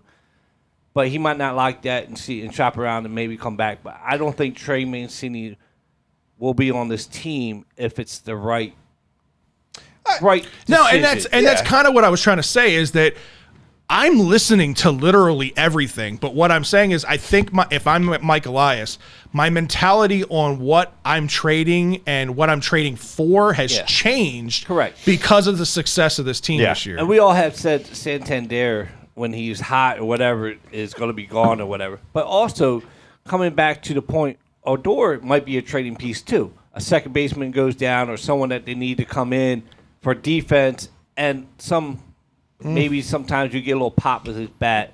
We've seen could be in there. Definitely get a little pop with that right hook. To James's point, we have seen that in the MLB that some teams are, when they're at that precipice, they're willing to add, even if it's a bench guy, they're willing to add an experienced bench guy. But it's usually for a player to be named later, or future cash considerations. Rougned Odor is too important to the vibe of this clubhouse and to what's going on currently right now to give him up for a player to be named later or cash considerations. If some team wants to give up some sort of valuable prospect, I'm not talking a top-level prospect, but something at the AA level, something at the single-A level that has some promise for a Rougned Odor, I'm listening. But I'm not giving him up for future cash considerations or player to be named later. Fair enough, but how many years are going to get out of Odor? It doesn't matter. What I'm saying is, if you're invested in this year, I'm talking about just this year, right? If you're invested, this year, you're not. I think the mindset's changed. I didn't think we were invested in this year. I don't think Mike Elias I don't think anybody in that clubhouse expected them to have the success that they're having this year. But they're at the halfway point now, and they're successful. They're 2 games out of a wild card spot. It's a lot smarter than us that knows that we're not winning the World Series this year. We're not. Just making it isn't great for football standpoint. This is different. This is for setting up for the future. Here's what I'm going to tell you. If you mean to tell me that Mike Elias isn't excited about the prospect of fans being back down at the yard, spending all this extra money on tickets, jerseys, home run changes. What jersey? There's no jerseys to buy. Whatever they want. There's no jerseys to buy. If you think that doesn't successful, fucking SK hot dogs and Bud Lights, I don't care. If you don't think that Mike Elias isn't excited about the prospect of that, when he never had that on his radar before, you're out of your mind. Here's the deal with this, though. You just hit the nail on the head. Mike Elias, if they make the playoffs this year, and there's playoffs in Baltimore. There's no playoffs, dude. Just, James, do you not think that they're within striking distance right now? Because Why? of the division that we play in. Stop. Look at the stat sheet. There's pessimistic and James. Give me a why. Striking distance. Give me now a in why that that division. actually makes sense, and not you being pessimistic, going, "Oh, we're in the worst division." We are within 2 games. 2 games. And that's great. And you're getting caught up in the fucking clouds right now. It's great that we have an 8-game winning streak. It's awesome. It has nothing to do with an 8-game winning streak. It has everything to do with a team that since May 21st has been one of the hottest teams in Seattle baseball. Too. Okay, and Seattle's earned it too. Yeah. Seattle's earned it too. That's they fine. play in the West. It's a lot easier. Yeah, but they don't play the West teams every day like we do. They don't play the West as much as we play the East. No, but I'm saying it's not like you're confident for football where you play twice a time. They gets broken up. It's not like they play so many of their division teams. It's broken up where they play anybody that they want. They can play a shitty national team. No, I don't know what you're talking about. I'll be honest with you. I got to cut you off, and I know you guys are catching me now. The way the schedule is now is weighted to way. You're playing the division way more than you're playing any other thing. You play your division at the beginning of the season. That's why people are so excited about next year because you won't be playing the AL East team so much. We have to play what we do against AL East teams, and it's been bad against New York. And granted, that was a lot earlier on in the year. Thank you. But you guys now that's agreeing with me. But you're wrong. What you're saying, though, what you're saying is wrong. Listen, nobody here is agree with you, but what you're saying is wrong. The Orioles are going to make the playoffs. What we're saying is you have to recognize they are within striking distance. The numbers say they are. They're in a better position right now than anybody expected them to be. I understand. Could they make the playoffs? And so yes. At the beginning of this year, we had a 0.01% chance of making the playoffs. Nobody expected the Orioles to have a chance at making the playoffs. We actually have a shot. I'm not saying for sure they will, but we have a shot. So it changes the mentality. So are they just going to lose 20 in a row starting tonight? No. So then the playoff is viable because you're in striking. Not for but you're the 2 games out of the wild card now. Okay. You can't sit there and I said at the beginning of the year, you're this acting team like is they're going to gonna win win 60 games. games. I said they're going to win 60 games in the beginning of the year. and now they're going to be well above 60. So, James, they're at 43 games right now. You're telling me for the rest of the season, they're only going to win 17 games out of 80? Are you fucking kidding me? If you truly believe that, you are blind to the numbers in front of you that's telling you this team is trending upwards. Okay. You're blinded by the beginning of the season. You're blinded about when we play the Rays, we're probably going to lose all 4 games to them. We've been winning against the Rays, though. That's We have our the winningest point. season had since one 2014 against the series Rays. them this year We so played far. more than one series against them. No, we played one No, series you're against wrong. them. We played the first series of the year, and that sucked. And the other 3 series since, they're winning against them. They lost against New York, who is the best team in baseball. Yeah, everybody Your else point is that losing they're there. automatically just going to play the Rays and suck is completely not wrong because it's an opinion. By the way, But the it last is time we wrong. played the Rays, May 20th, May 21st, May 22nd, and guess what? We took 2 of 3 from them.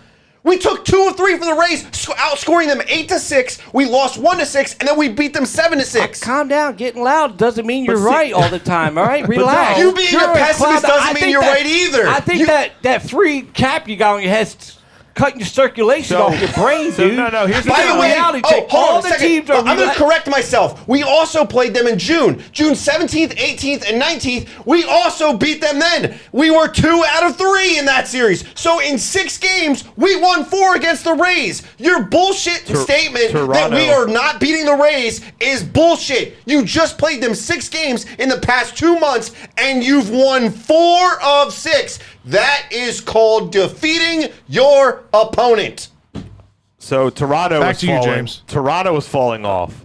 Okay, so Boston when we has played a losing record against when we played everyone the in the AL Rays East. in 4-8, we lost 2-1, 3-5. Wait, and 0-8. No. Okay. You're not going to talk about the first series of the year. I already said they got swept in the first series of the year, and since then And they we have a still winning gotta record play 'em against again. them. Boston Okay. has a completely Okay, I eight got games it. under I got 500 it. against the AL Let East. me bring you back to Oriole We Land. beat them. We always do well before the All-Star, and then after the All-Star, we always go downhill. So when? Oh my God, since when? When? They When? sucked last year. They had a 19-game Okay. losing streak I don't- before the I don't- All-Star game. I don't do that. In 2020, there I'll- wasn't an All-Star I'll game. talk to you guys when they're out of the. Not even. being Listen, again, contended, this okay? is You guys everything get that you're excited after talking an about. 8-game winning No, streak. hold on. that- Saying they are just- winning the World Series. I'm not Everybody's saying saying that. This is my point. Everybody's saying we're in the hunt. This is my point. It's a pennant race. You're Nobody in the is hunt. saying that they're going to win the World Series. Nobody is saying they're going to make the playoffs. All we're saying is having a conversation that we're at the halfway point and we're 2 And games we're not out. statistically eliminated. We're 2 games out. We are still in this. We actually have a shot when nobody in this room thought we had a shot. That's all I'm saying. They were right? like 30 So- games out of That's fourth why we place. So played the in the game beginning to of the be- year- be in the shot. Of course, we all think that. Right. So He's a when we were in the professional beginning of the athlete, year, dude. we had Anything this can happen. conversation. We had this conversation in the beginning of the year before the season started. We said, if the Orioles go the path that we thought that they would go and be another 60-win team, that we'd be willing to get rid of pieces like a Trey Mancini, an Anthony Santander, doing anything that we can to bring in more prospects to continue the building process for the future, right? All I'm saying is having a little bit of a different conversation right now because we're 2 games out of a playoff spot. I'm not saying go out and dump all your prospects to go in after this year. You still have to be smart about it. Listen Check to your me. stats, Mussolini. You It's still, not right. You still That's have incorrect. to. You still have to be giving up prospects to still bring alive. in pieces that can impact, like Scott said, impact the now and the future. I'm sorry, hold on, We 4 or 5, weren't yeah. even Okay. having that conversation before the season But started. look at the last 2 months. But we can have that now because of the position that they're in. That's all we're saying. What I'm saying is, I'm not saying, hey, just trade all these players to stock up our farm system. I'm talking about if you get the right thing for the right guy to help this team through years on, I'm for it. I'm not talking We're all about... saying the same thing then. not We're saying the about- same thing, but we're saying that you also want to add value. If you're in the hunt, which you statistically are in the hunt right now, the point is, if you're statistically in the hunt right now, whatever you add has to have value for future, but it also has to have value right now. We're all saying that. That's what I'm saying. Is he's not saying what he's looking at is he's saying future. He's not saying right now because he thinks that they're not even here's what's happening, there. and we're getting it convoluted. We're all in agreement on the same thing. James is just on this. He's under the impression we are not going to make the playoffs no matter what we do. He said we were not statistically in it. He's saying we're not going to make the playoffs no matter what we do. We're saying we have a chance. That's all the difference is, and I don't know why we're arguing, because that's literally all the difference is. He's saying we're not. He's saying they're going to fall apart like they do every single year. We're saying we're closer. Yeah. No. He's saying we're just as close. That is what you're saying. Yeah, you literally said that it's is literally go ahead, rewind. It's literally what you said. Has nothing to do with this. I'm just saying we don't have the starting pitchers to go into what we need to do now. And we can sell. Mark, you can trade and be in the hunt at the same time. If you're trading for the benefit of now, if you were listening a few minutes ago, if you're listening a few minutes ago, I named off a couple of starting pitchers that the Orioles have checked in on that are both 26 and 29 who can help for the now and can help for the future because they're both still under team control. So you can make trades. It's rarer. It doesn't happen as often. And again, it's how open are the Reds? How open are the Marlins? And what are they expecting in return for these guys? All I'm saying is you're having these conversations. I'm not saying they're going to do it. They're having these conversations, and this is why. Because this team is in an unexpected spot at 2 games out of a playoff spot. Yes. That's why. Hey, one last thing, though. One last thing. So we can calm down for a second. One last thing. Love you, James. A really important announcement to make. Fuck Buster Olney! Fuck Buster Olney. Fuck that guy. James is upset with me now. Hey. I'm not upset. I'm just saying, we get an 8-game winning streak. You guys are all, let's put the Orioles up top. Let's celebrate and all that. We need to pump the fucking brakes. Hey, James. And relax. It's been almost drink a fucking six-pack and It's relax. been almost 20 years since we've had an 8-game winning streak. We deserve to crack a beer. We deserve to be excited. We deserve to be happy. But doesn't mean it's we been shouldn't almost trade 20 anybody. years, James. Come on now. Enjoy it. Soak it in. Don't be a pessimist. Hey. Just take it in. Come on, big guy. Every blind enjoy mice it too. finds the water sometimes. Not 8 times in a row. I can tell you now, that blind fucking mice ain't finding that water 8 times in a row.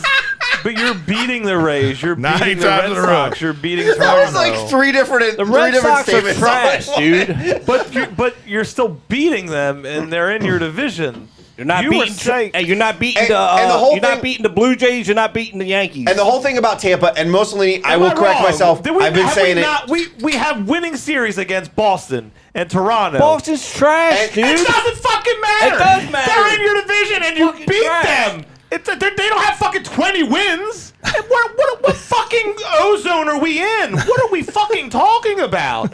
I'm over them. I don't understand where you're coming Wait, from. I think he just I got haven't redder been than you've ever been. Don't understand what your point is. I That the don't. Reds are- I have to argue for a fucking change. The Red Sox are I trash, don't- dude. Yeah, because they have. It doesn't fucking make any sense, but you're beating him. It doesn't matter. The Red Sox hold the first wild card spot. So you're excited about beating the Rays, You're right? fucking right. I Yeah. am. Yeah, 'cause they kick our ass all the fucking time with won fucking one nobody, fucking game dude. against the Rays last year, and they're well above what they did last year. They're No one can fucking deny how much better they're playing. Everybody in this division compared to what they did last year. They're No four. one's saying that. I'm just saying. No, it's ridiculous for you to not be happy or whatever the fucking emotion you're feeling about an 8-game winning streak. To not give them credit for an 8-game winning streak because they didn't beat the Rays in the first series of the year. When you literally But they're can 4 look and in the 6 the last outline. 2 series. You They can just look in the outline to everything these guys gathered that said at a certain point in the season, a certain guy on someone's shirt over there came around. Now I'm not saying he's the only reason, but that's when we That's draw when the the There's a tide point. changed. There's a the point in record is time. so much better. The actual time they've been having issues is against guys like the Mariners when they're beating the Rays. It doesn't. You can't sit there and say what happened in the first series of the year where they won. They lost 2 games by 1 run. They weren't hitting in April. April was horrible for hitting. That's all we talked about. Yeah, especially the power numbers April were terrible. was so bad because they weren't hitting and they would lose a lot of close games. You can't sit there and I mean, you can. It's your opinion. I think we all think your opinion is trash.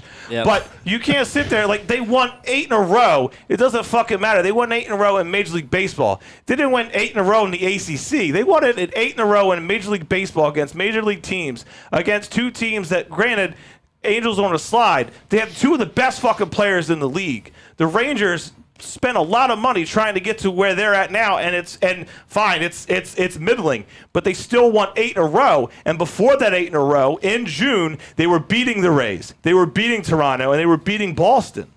And they haven't played New York in a month because they played New York 75% of their games in like a 6-week stretch. They play New York in a couple weeks. If they win that series, what are you going to say? That the Yankees are trash? That the Orioles were lucky? Yankees are good because they have a payroll and they have players. Boston just has a payroll and they suck, dude. But they have a winning record. And they beat them. So you can't give them credit. Wait, no. You can't give them credit for beating Boston. And I am right. They did take 2 or 3 from Boston. I believe so, yeah. Mm-hmm. You can't give them credit for beating Boston in a series because Boston is, quote, trash with a winning record. But you won't give the Orioles credit for winning 8 in a row against I gave them credit. Trash. But you're saying that when they beat these other teams that they're not going to beat them. By the way, the 2 other teams that we just had the series against that we won the 8 games straight, those 2 teams are also in the hunt. Minnesota. Behind us now. Right. So that projected and put you up there to get you in that spot. By the way, Boston 11-21 in the division, but they're 47-40 overall.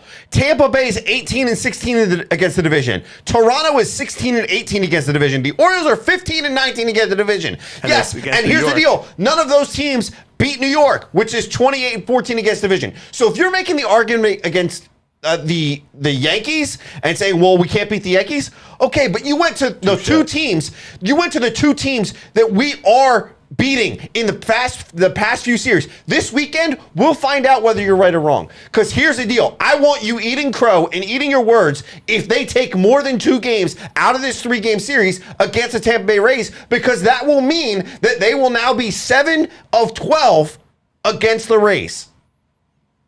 At the end of the day, 6 or 7 of 12. At the end of the day, the point is, we should all be excited about what's happening this year. None of us expected this, right? No. None of us expected us to be having this argument, having this conversation, having this kind of passion. We should be packing in the shit and getting ready to go on vacation because baseball's over, bring on football, but it's not.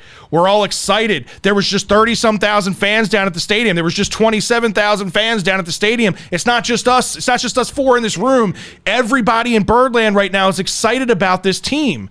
I understand being a little bit of a pessimist, right? Because we've seen success in the first half. Back in this is how long ago it was, James. Back in the Brian Roberts days, 2005 was so good that July and fucking the wheels exactly. Those early 2000 years, we would have great success in the first half and then fall apart. This is a different regime. This is a different team. This is a different energy.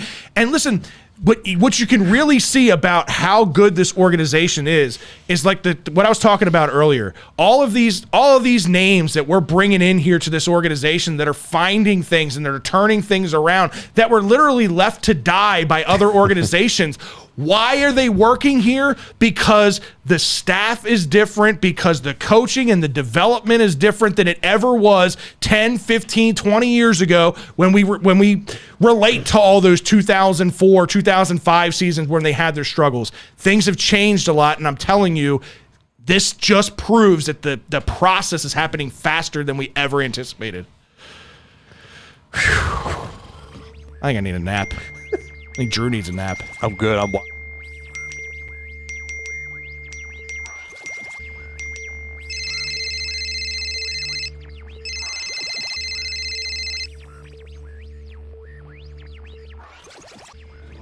All right, it's time for a social media shout out. I know there's been a lot of chatter in the chat room.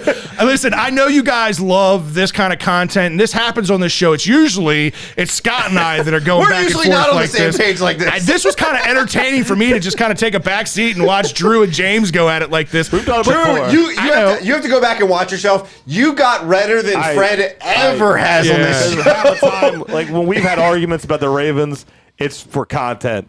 When it comes to the Orioles, I couldn't. Nah, I couldn't. I think it's an opinion. I don't think it's a good opinion. It is what it is, right? all We're right. all entitled to our opinions. James, who's been out in the chat room chiming it up today, man? Well, it started out slow. Everybody was asking, did I miss the Ravens segment and all that? We just said no. Spun it I was around just this had a year. little That love title, on- that's on- all you on need the to know. Birds. But also, so we had the Summers at 1 and 2, but Stephanie was in there first. And Oh. Chuck and Sean, Steve Moore, he said loves floppy hat. Wish he could have got down there to get to the game. Yeah, shout out to Jacob Carrie Paul. for mine. Jacob Paul at mid, Steven Seaver, Alex Duvall, Joe Carlozo did a hit and run. Talked about about the Birds doing well, and a couple others, but I was going so.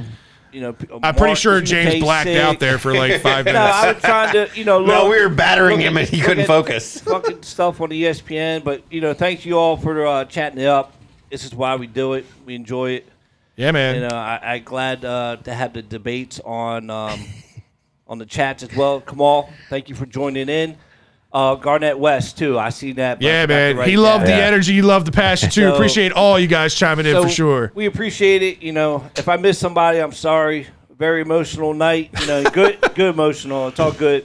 It's all good. All good vibes, man. lose. We don't want our team to lose.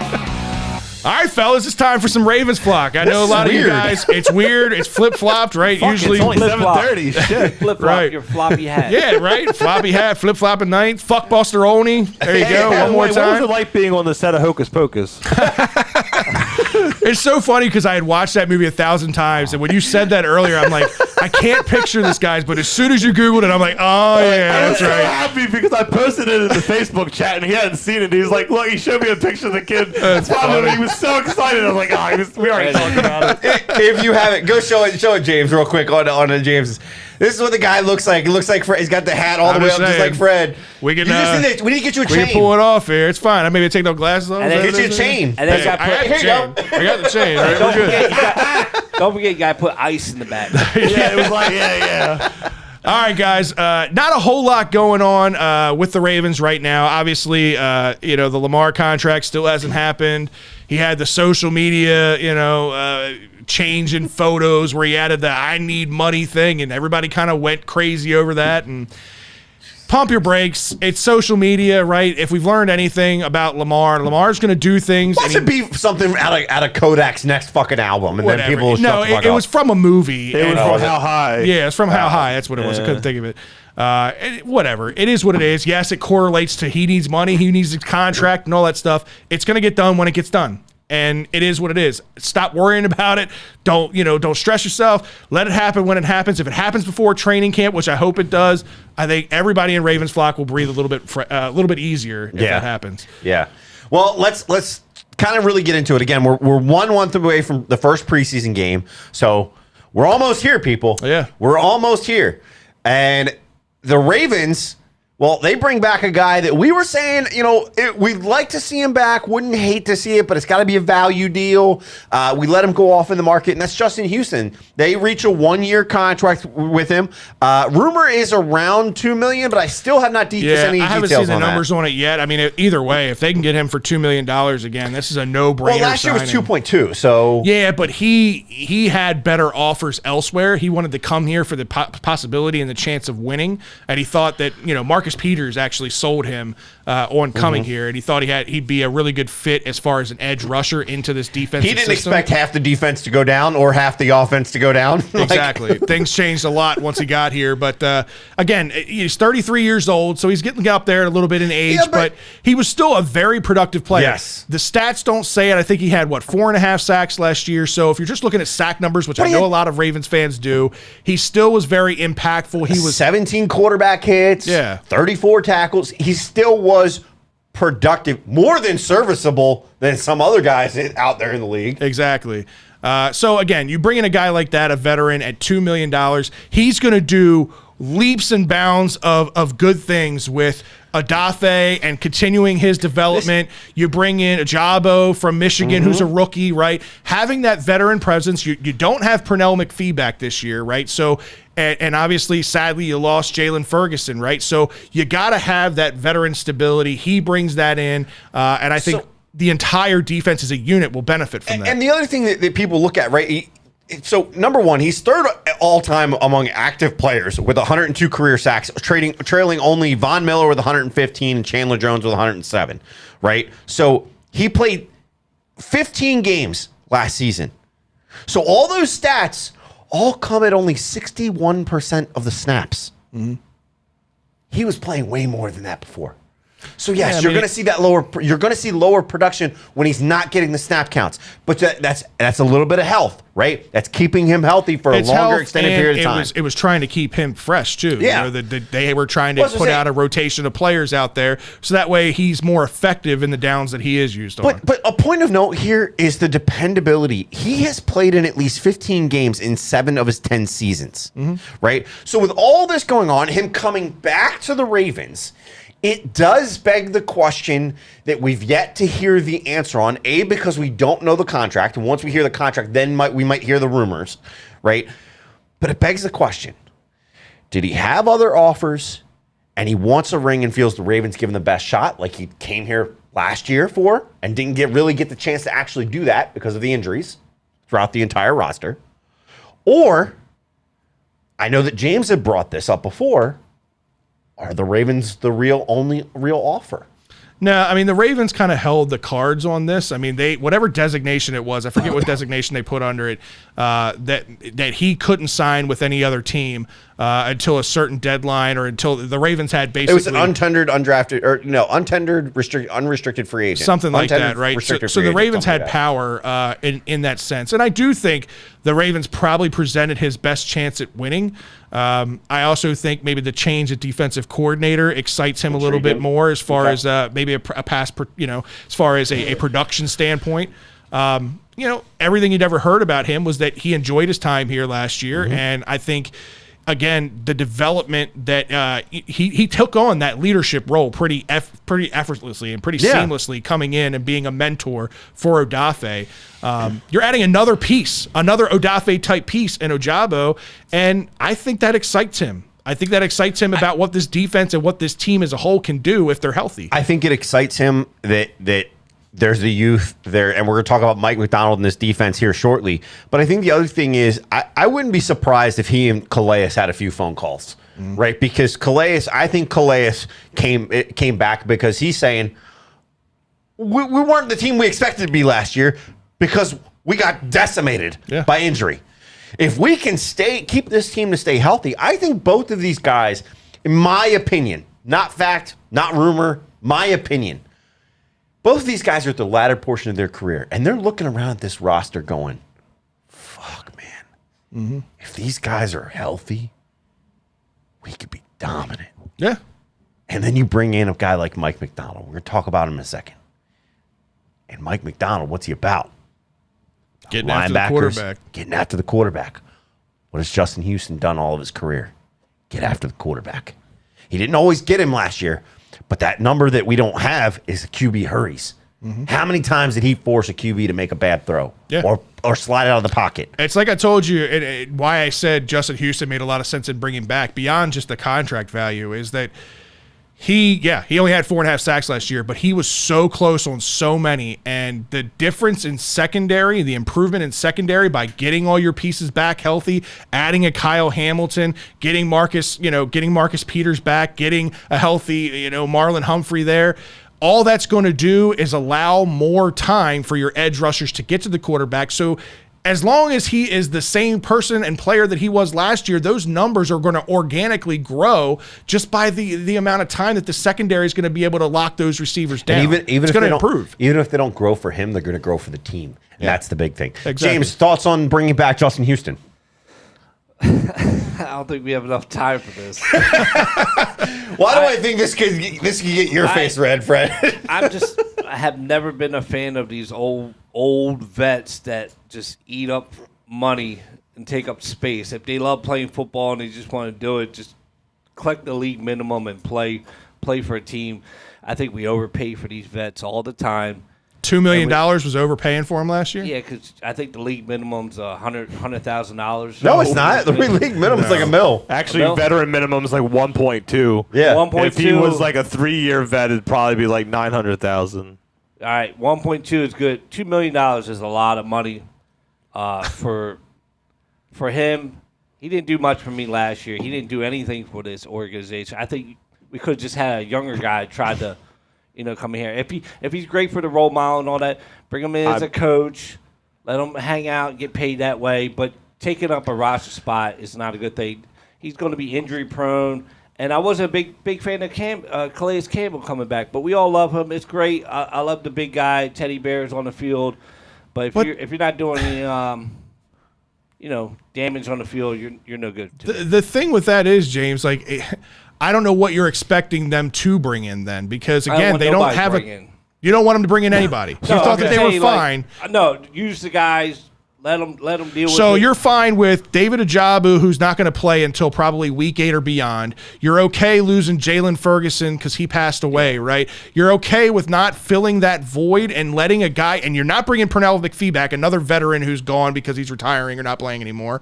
You're okay just going in and having a void at the outside linebacker position when this team struggled to have pass rush for the last, 3 or 4 years? Yeah, it just sucks. Hopefully maybe there'll be some cuts and get some guys in here. But okay, so if a big name gets cut, how are you going to bring him in? Houston. Because you don't have the room under your salary cap. And if he's a big name and he gets cut, why would you want to bring him in? Because he's going to cost you more than what Justin Houston is costing. That's what I'm saying. I never That's my said a point. big name. I just said someone getting cut that could fill the void. I just think that we could have had. But you just said you didn't want a player to just fill a void. Because Justin Houston would just fill a void. And so, he does much more than that, but I'm just saying he fills a void. So what's wrong with $2 million for filling a void? Pep talk in the locker room, but you have John Harbaugh for that. So we don't need any pep talks for that. All right, let's go. I'm just saying, like, I'm not Full a of the fan. bad takes today. I'm not a fan of these older guys that we just pay money and they just collect. Like, Well, 4.5 sacks isn't just collecting. out of, what, 18 Four and a games now? half. Name me some younger guys that had 4.5 sacks last year. I mean, there's a lot of guys J.J. that had Watts. 4.5 sacks, but again, his impact goes beyond just the sack number. But my point is yes, he didn't put up 10+ sacks like we were all hoping he would. But he also, again, in order to keep him healthy long term for the entire season, because you were already depleted, he came in and played 61% of the snaps and still put up 4.5 sacks. If you put him in at 100%, okay, now we're talking 8-9 sacks, and that's not productive to you? I would like to trade. I mean, I would like if we would try to sign Melvin to bring him in here. He's a younger You guy. can throw a bunch of names out there if you want to, but the problem is it's got to work financially. And a Melvin Ingram wouldn't have worked financially with the moves that we have. With the players that we have, we would have had to have made room. All right, Drew, what's your take on? I don't have anything to add. I don't know if I want to add anything to this. Just on what side are you on it? Just No, Houston. I'm fine with it because one guy died. One guy tore his Achilles in college, and you drafted him. Another guy tore his Achilles in one of the last couple of games of the season. You don't know how he's going to come back, and there's no one else out there. Getting Justin Houston is cool with me because it is. He brings a lot to the table, whether you like it or not, or he's too much money. Like, he does still bring something to the table, and you can't sit there and confirm on July 12th, 11th, whatever fucking day we're on, that Team A is going to cut a guy, and it's going to be someone who fits the scheme just as well as Justin Houston would.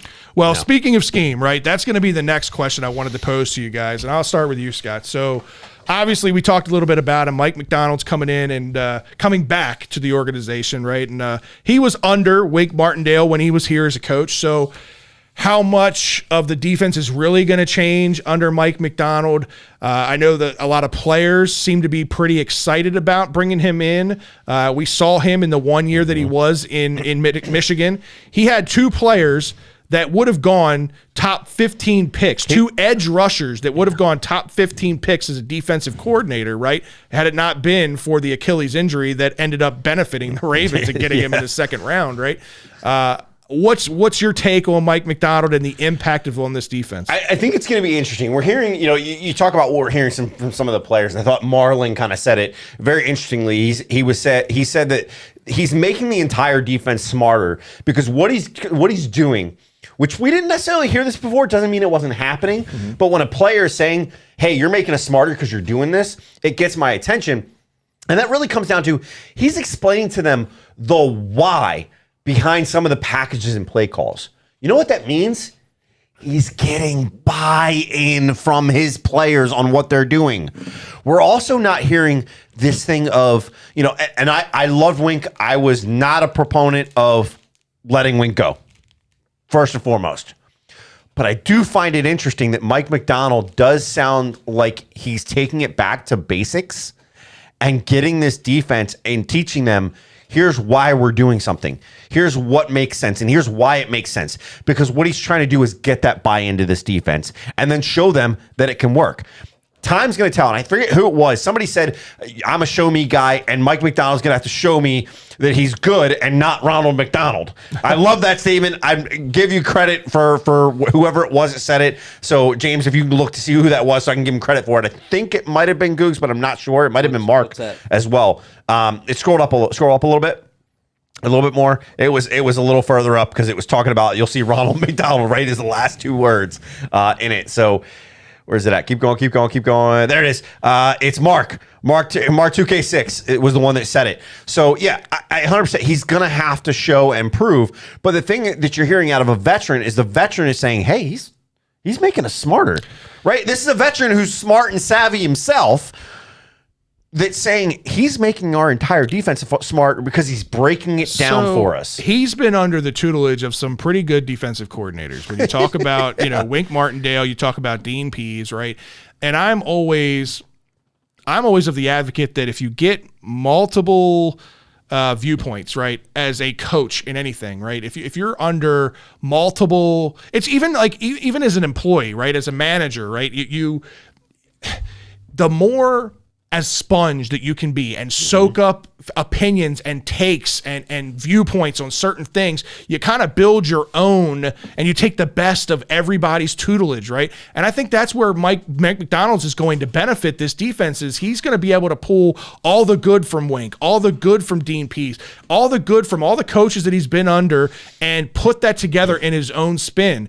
And I'm okay. I'm perfectly fine with them tearing it down to the bones and getting back to the basics because what did we talk about for the last 2 years that has been a struggle with this defense? It's been some of the fundamentals. It's been fundamentally tackling, wrapping guys up. Obviously, Marlon had the 1 year where the punch out was great. Well, then you saw everybody trying to do it, and it actually hampered this team. It hurt this team in a lot of ways. Let Marlon be that guy. If that's his specialty and that's what he's really good at. Wrap the guy up and let Marlon get there. Exactly. We said that. Yeah. It doesn't need to be everybody doing the same thing, right? Let everybody do what makes them great. You paid them to do those things. You paid them to bring them here. And if that's really Mike Macdonald's approach to this defense, I think it's going to do worlds for this defense. Yeah, the other side to this, right? Again, you fully anticipate it's going to help them trust this defense. But the other thing is it remains to be seen how linebacker heavy scheming this will be in comparison to the little over year we saw at Michigan, right? Because in Michigan, it was linebacker heavy, right? He was playing a lot of 3-4-3 defense, right? And that's one of those things that you got to take a step back and say, is that going to work, especially with the depth that you have at the secondary position? We're kind of, we talked about that. We like the depth that we have there. Not so much the depth that we've had at linebacker because of injuries and guys coming back. You hope that it can translate. It's going to be interesting to see what happens. Many say he's going to adjust his defense to cater to his players, which he plans to do. And at this point, the D, they were ranked last in the league in yards allowed per game, to your point. Yeah, because they had 9/10 of their secondary hurt last year. And that's the flip side of this. Would we be still saying the same thing? Would Wink have lost his job had it not been for the injuries? We don't know. Nobody knows. Nobody knows. We will never know. Right. So what has to happen now is he has to come in and take the guys that he has and really show that he can cater to what these guys can do. So my question is, with the game evolving, do you worry that type of scheming will not work at the NFL level? We've seen some things from college translate, but at the NFL level, again, we talk about, getting the quarterback, but if you focus too much on the quarterback, we can see what happens with some teams. These running backs can start to freaking go off. And so, or same with tight ends. If you get it out quick to the tight ends, it's one of those things. No, I think it can actually. I think it would work very well in the NFL because I think when you're talking today's about NFL. And you're talking about today's NFL, you're talking about pass-happy offenses. You're talking about a lot of speed that's on a field, right? So the way that you counter speed is with speed, right? So having a bunch of secondary guys on the field, right? Having maybe 3 safeties on the field, if you're going to have Chuck Clark and Kyle Hamilton on the field at the same time, out there along with Marcus Williams, I think having that kind of a defense with some outside guys that can get after the quarterback, I think is going to do well for this team. It's going to look different. I do. I think it'll look different than what we've seen in the years past with Wink Martindale, and I'm okay with that because again, I understand. Even though despite they were a number 1 defense the 2 years prior to last year with all the injuries, you can still be a very successful defense and look different. You just have to be efficient and effective, right? And I think his approach, the 3-5-3 that he ran, or it was actually, I think, a 3-3-5 that he ran in Michigan. If he runs that type of defense here in the NFL, I thought it was a 3-5-3. I'm pretty sure it was 3-3-5. And if he ran that in Michigan, I think that would be very successful here in the NFL. Because again, it puts more speed on the field. I'll have to look into that because I thought I had read that he was a linebacker heavy guy, and most of his scheming was I said 3-4-3, but I meant 3-5-3. So in that type of offense, it was linebacker heavy, which is why you had 2 linebackers go in this draft because there were so many guys to account for on the front line. But the college game is a lot different nowadays than it is in the NFL. In the NFL, you've got a lot of guys that have a lot of arm strength and the mobility too. In college, we see, you can see one way or the other. Either the quarterback's got an arm or he's got legs. It's usually not the 2. Usually they evolve one of them. Garnett's saying he ran a 4-2-5, so not far off. I thought it was 3-3-5, but yeah, 4-2-5. Okay. Either way, I think that defense can work if that's what happens here at the Ravens. We'll see. Because again, they've got a lot of options, they got a lot of depth, but it's really going to come down to health. And if everybody comes back as healthy as we hope they are. Yeah. Sorry, I have to laugh at Mussolini. James in 1994, we should rest Cal Ripken going into next season. Give him a week off. Don't even get him started on Cal. I know you don't watch, but don't get him started on Cal. Let's not start. Let's not start that. That's a whole other thing. Sucks too. But let's turn to these guys for a quick second on that situation with Mike Macdonald. Are you guys intrigued? What are you expecting to see? What are you hoping to see out of Mike Macdonald? Drew, we'll start with you. I just think it's cool to have a fresh pair of eyes, a fresh coach perspective to it. Like I can't appreciate it, Jason. I'm not gonna outright shit on Wink. I mean, I did like the stuff Wink did here. I guess I could see where people think I think it's more so like I think people would be much finer, more fine with Wink being gone if it wasn't for like G-Ro and being so toxic about whether G-Ro should be here or not. But I could see both perspectives of him being gone and then bringing him back. I'm giving Macdonald the benefit of the doubt. I'm kind of intrigued to see what he can bring to the table and see if there is some kind of different, something new that he sees that maybe Wink wasn't seeing. And like you said, maybe it is already working with the defensive players. So the only thing I can my word for that is just intrigued. Like I'm excited for it. Like it's something new. James, what's your feelings on Mike Macdonald? Do you see any kind of a change in the defense and how his impact could affect this team? Can't get any worse than an injury-riddled season? Yeah. Is that what you're saying? Yeah. It can't get any worse. Like, we all thought Wink was doing a good job, but we were all caught in the Greg Roman's era thinking how bad he was, and maybe we didn't look at maybe the schemes that he was coming up was just too much. So maybe it's a different look. Maybe he's going to do something different, and it's going to be fresh. So maybe that's a good thing.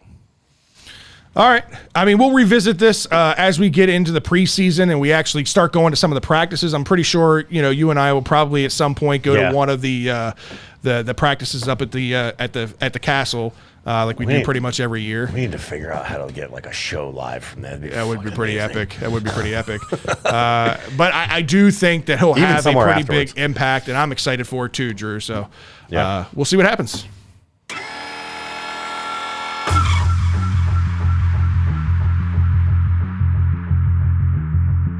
No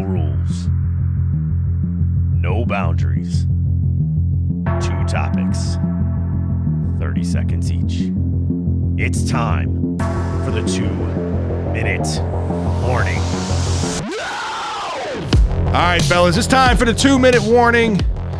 Drew's going to be reading us the questions today. I guess I'll kick this one off, Scott. Cool. Sound good? Since everybody saw me point at you. First question that's on everybody's mind: why does Buster Olney suck? That wasn't the real.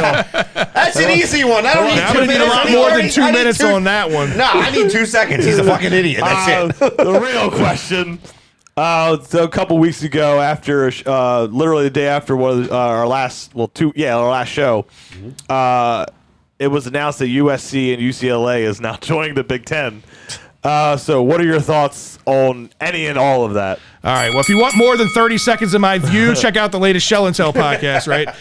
No, I think it's exciting for the Big Ten. These are two prestigious programs, right? That both football and basketball bring a lot to the conference. I think it's exciting for Maryland. You got a team in USC's football program that's changing with adding the new coach and adding Caleb Williams under the staff. Like, they're going to be a very good football team.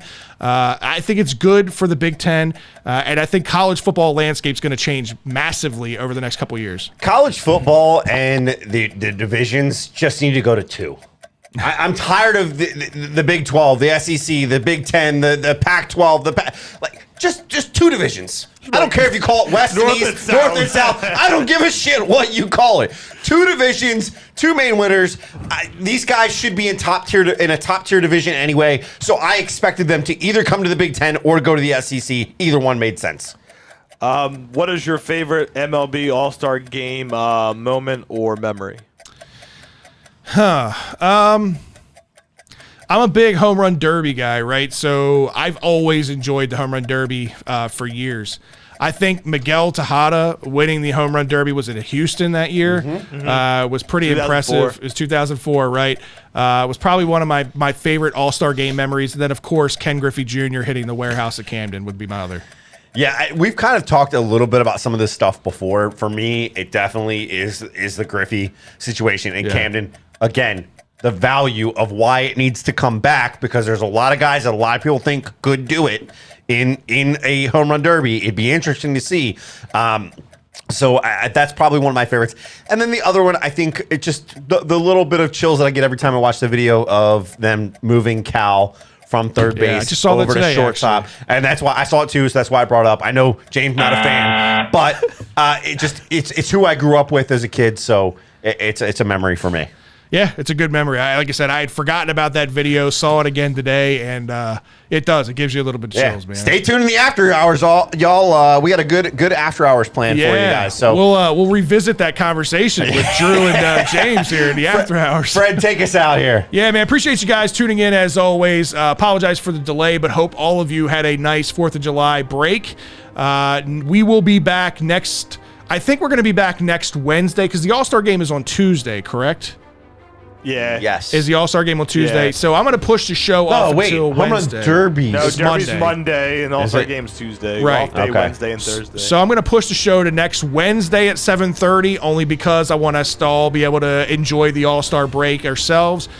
So make sure you tune into that. I know it's a little weird when it comes on Wednesdays. If you haven't done so already, make sure you're subscribed to our YouTube channel. Hit the subscribe button, turn your notifications on, do all the good things. If you're on Facebook, make sure you hit the like button. Make sure you share the post. It all helps us get audience and helps us get found.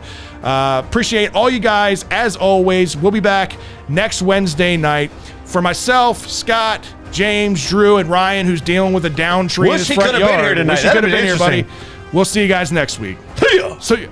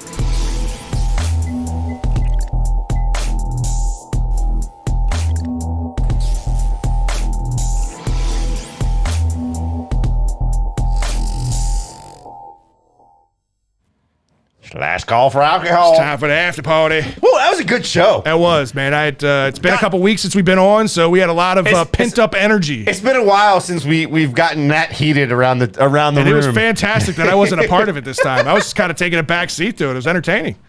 Good job, James and Drew. I love the passion. I love the passion. It's usually Scott and I that are blowing like. Well, I'm not even going to go down that road. Hell no. That are going blow for blow here, back and forth.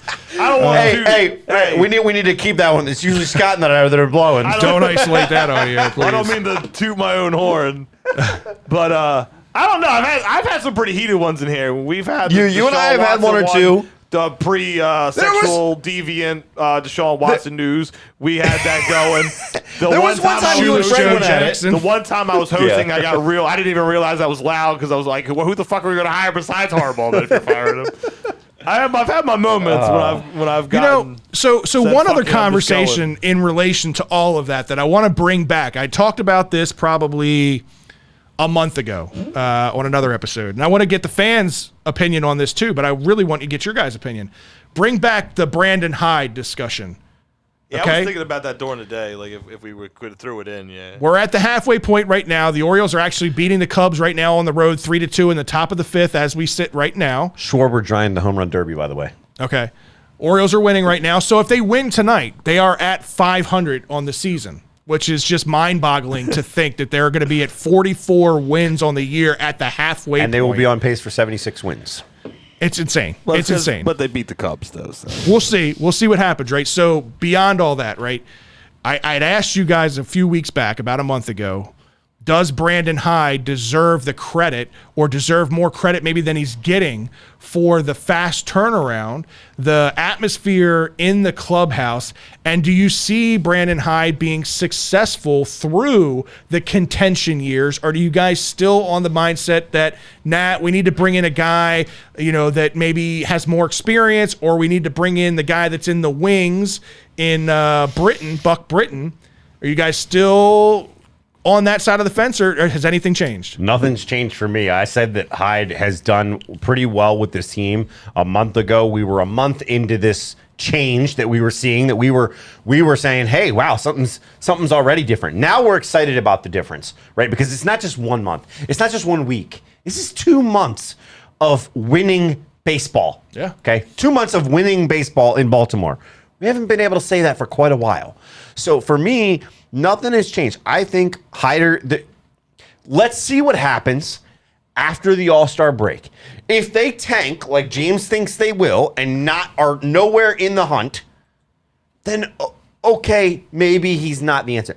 But if he keeps this team excited in games, that means he is furthering these guys. He deserves a chance, in my opinion, to take them to the next level, especially if he's already done it this year. We'll start with you, James. What's your take on Brandon Hyde still right now? I'm not going with this question. I'm pleading the fifth because where it stands right now, there's going to be different things, and I'm not going down. Don't be afraid to own your opinion. I'm not afraid of anything. Okay, but then I'm just saying. put your opinion out there. I'm not going to answer this question right now. I never knew James would wimp out. James is pulling the Marshawn Lynch. I'm not here, I'm just here so I don't get fined. Yeah, exactly. I don't have another hour and a half to spend time going back and forth and getting loud and all that. It's not worth my time right now because I'm really exhausted. We are not worth your time? Not for an hour and a half. Wow. That's noted. If your opinion on the whole Brandon Hyde not being here is longer than an hour and a half, then there's a real problem. Before you go, Drew. No, it just goes back and forth. You say, he says, she said, he said. It goes back. There's and forth. nothing wrong with us having differing opinions. I'll change my mind. We're going to argue about it. That's what happens. Exactly. We're all I passionate. don't want to be here for an hour and a half. All right, guys. I'll see you next 2 weeks from now. Thank you all. Good night. So I don't want You're to make him that angry that he takes 2 weeks off. No, I'm just saying. Do what you got to do. Go ahead, Drew. I mean, that was a solid month ago, like, when we were talking about it. Like, was it even It might have been a little longer than that because it was before I went on. I don't know, man. Went to Vegas. It's the summertime. My mind's fucking a fog in the summertime because I'm having too much fun. I've changed my mind on that. Like, when we had the last time we had the discussion, me and him we were so. You guys are both like, Buck Britton. Look, that's what it is. Like, if you go by track records of things, that's just kind of the way these rebuilds go. Is the guy that's sitting there struggling along with the team But now I'm like, I have changed my tune on it. And even then, it wasn't, and there was never a negativity on Hyde. It was, I thought maybe it'd be cool if it was Brock Britton or in that philosophy of if it not being that guy.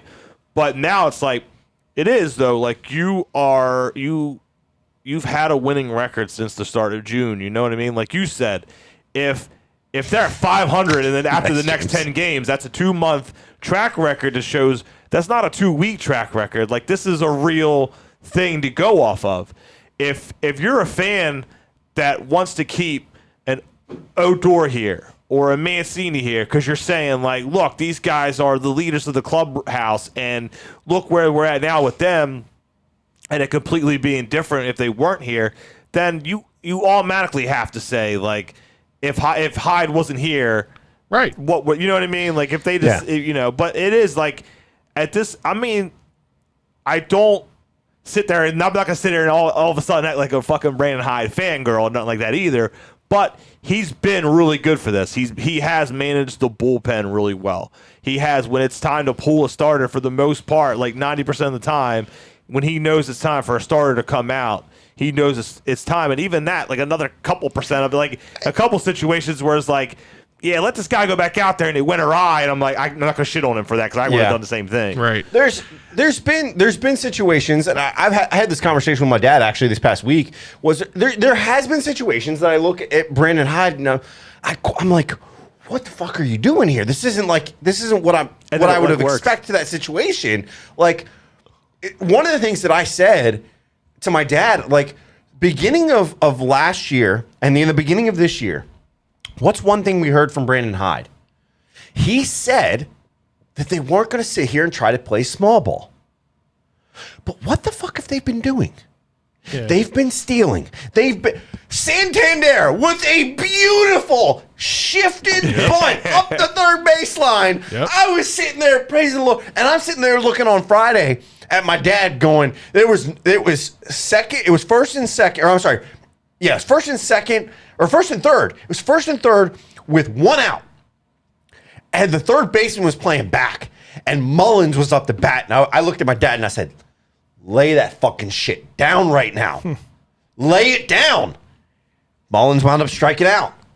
But I'm like, that's where you want to play small ball. Mm-hmm. Yeah. And that's the thing. Like they've played it at times, but other times they haven't. So it's been interesting. And to the point that I did want to point out, Steve from YouTube says Brandon Hyde deserves to be the manager when we contend. If you listen to the interviews with the players, they all respect and love him. And that's the other point that we've talked about is this club. He is enhancing this culture. He's allowing this culture to happen. He's promoting this culture. He's even said, this team is out here having fun, man. Yep. Like when you're going out, they had the guys out on a boat in Lake Michigan the other day. Up in, they're out in batting practice. Adley's in the giveaway hot dog relish and mustard shirt and his floppy hat doing batting practice. These guys are having fun. And they've done stuff like that before, but it's usually to promote, to bring more people out of the. This is these guys having fun. So my take on this is still the same as it was back then, and I agree with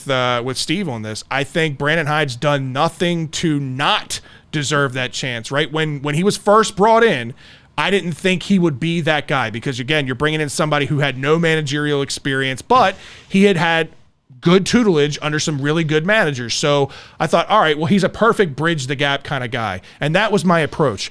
But as the time has gone on and you've seen his coaching style, you've seen his personality, you've seen how candid he's been with the media and everything, he's done everything that you expect out of a manager, right? Yes, there's going to be times where you question his coaching decisions. You did that with Buck. You did that with Earl Weaver. You did that with all the great managers. Like, you're going to question managerial decisions no matter who because we all think we know better. Exactly. We all want to see things go the way we want. Catchers and really know better. My point is, this guy has done nothing to say that he doesn't deserve that shot. And I understand the Buck Britton part of the thought process. Like, he's the guy that was down there and kind of worked through the system with a lot of these guys and all that stuff. And when you brought that to my attention about a month ago, I think it held good credence, and I thought it made a very good point. But we still don't know what Buck Britton would be at the major league level with all of the money, with all of the personalities. We don't know what that looks like, right? How does he handle veterans? We now know what Brandon Hyde looks like, both winning and losing. Now that we've had this 2 months of success, we know what both sides of Brandon Hyde looks like, and there's been nothing negative to say that he hasn't earned that shot. Yeah. There is one other thing. We're talking about trades and everything, and this is one take because Sunday's the day, boys. Sunday is the day. Sunday is draft day. Yeah. Okay? When it comes to MLB, we talked about these guys, where they're at. A lot of what happens, I think they're waiting until after Sunday to do anything. Trades, whatever. So my question to you is, for one last time before next week, who do they take in the MLB draft this year? Fred, you go first. I was going to say, I've been back and forth on this and all the way around. I think Elias is being honest when he's been asked about it, that it's really going to come down to draft day before they 100% decide on it. You know, most times when you have a first overall pick, you think of all the NFL drafts, right?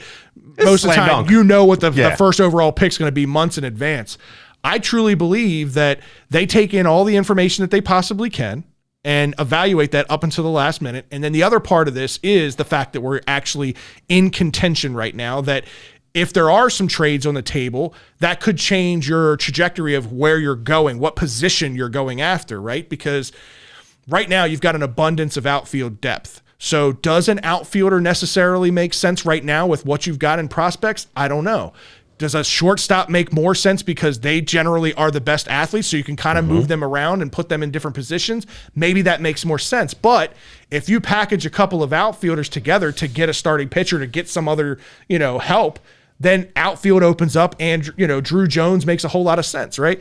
So I've been back and forth on this. And as much as I love Drew Jones, and I think he is the absolute can't miss prospect in this, the 5-tool guy, I think the value in a Jackson Holiday being the shortstop and being versatile and being able to move him around is appealing.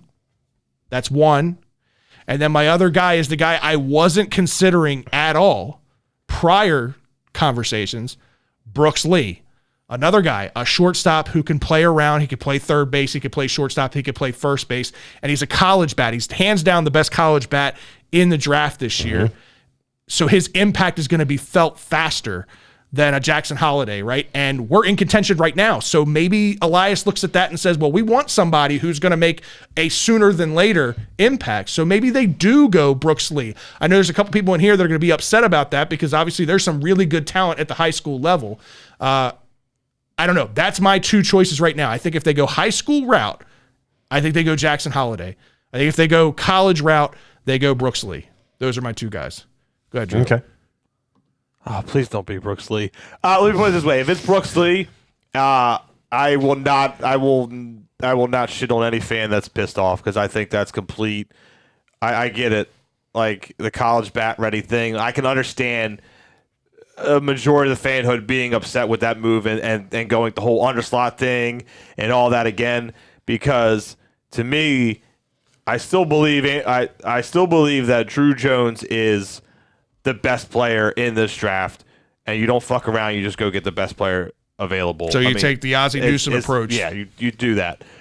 The only other player I want them to get, and I could consider it, and I've changed my tune on is Tamar Johnson. Yep, I love Tamar. I've heard a lot. Like it's almost like he's not that far much. You know what I mean? Like it's kind of 1A 1B from things I've heard and the opinion I develop now, it's kind of 1A, 1B. Drew Jones still has that leg up, but then that still presents the Elias way of going under slot more than likely. Yeah. You could still save money. And, I mean, look, we're still big proponents of the under slot thing because, look, they've got 4 picks in the top, like 70, 75, whatever Something it is. like that, yeah. So, like, their next pick is like 36. Like, you know what I mean? Like, if Drew Jones wanted $8 million and you got Termar for 7 or even less, then I see that philosophy they're going for.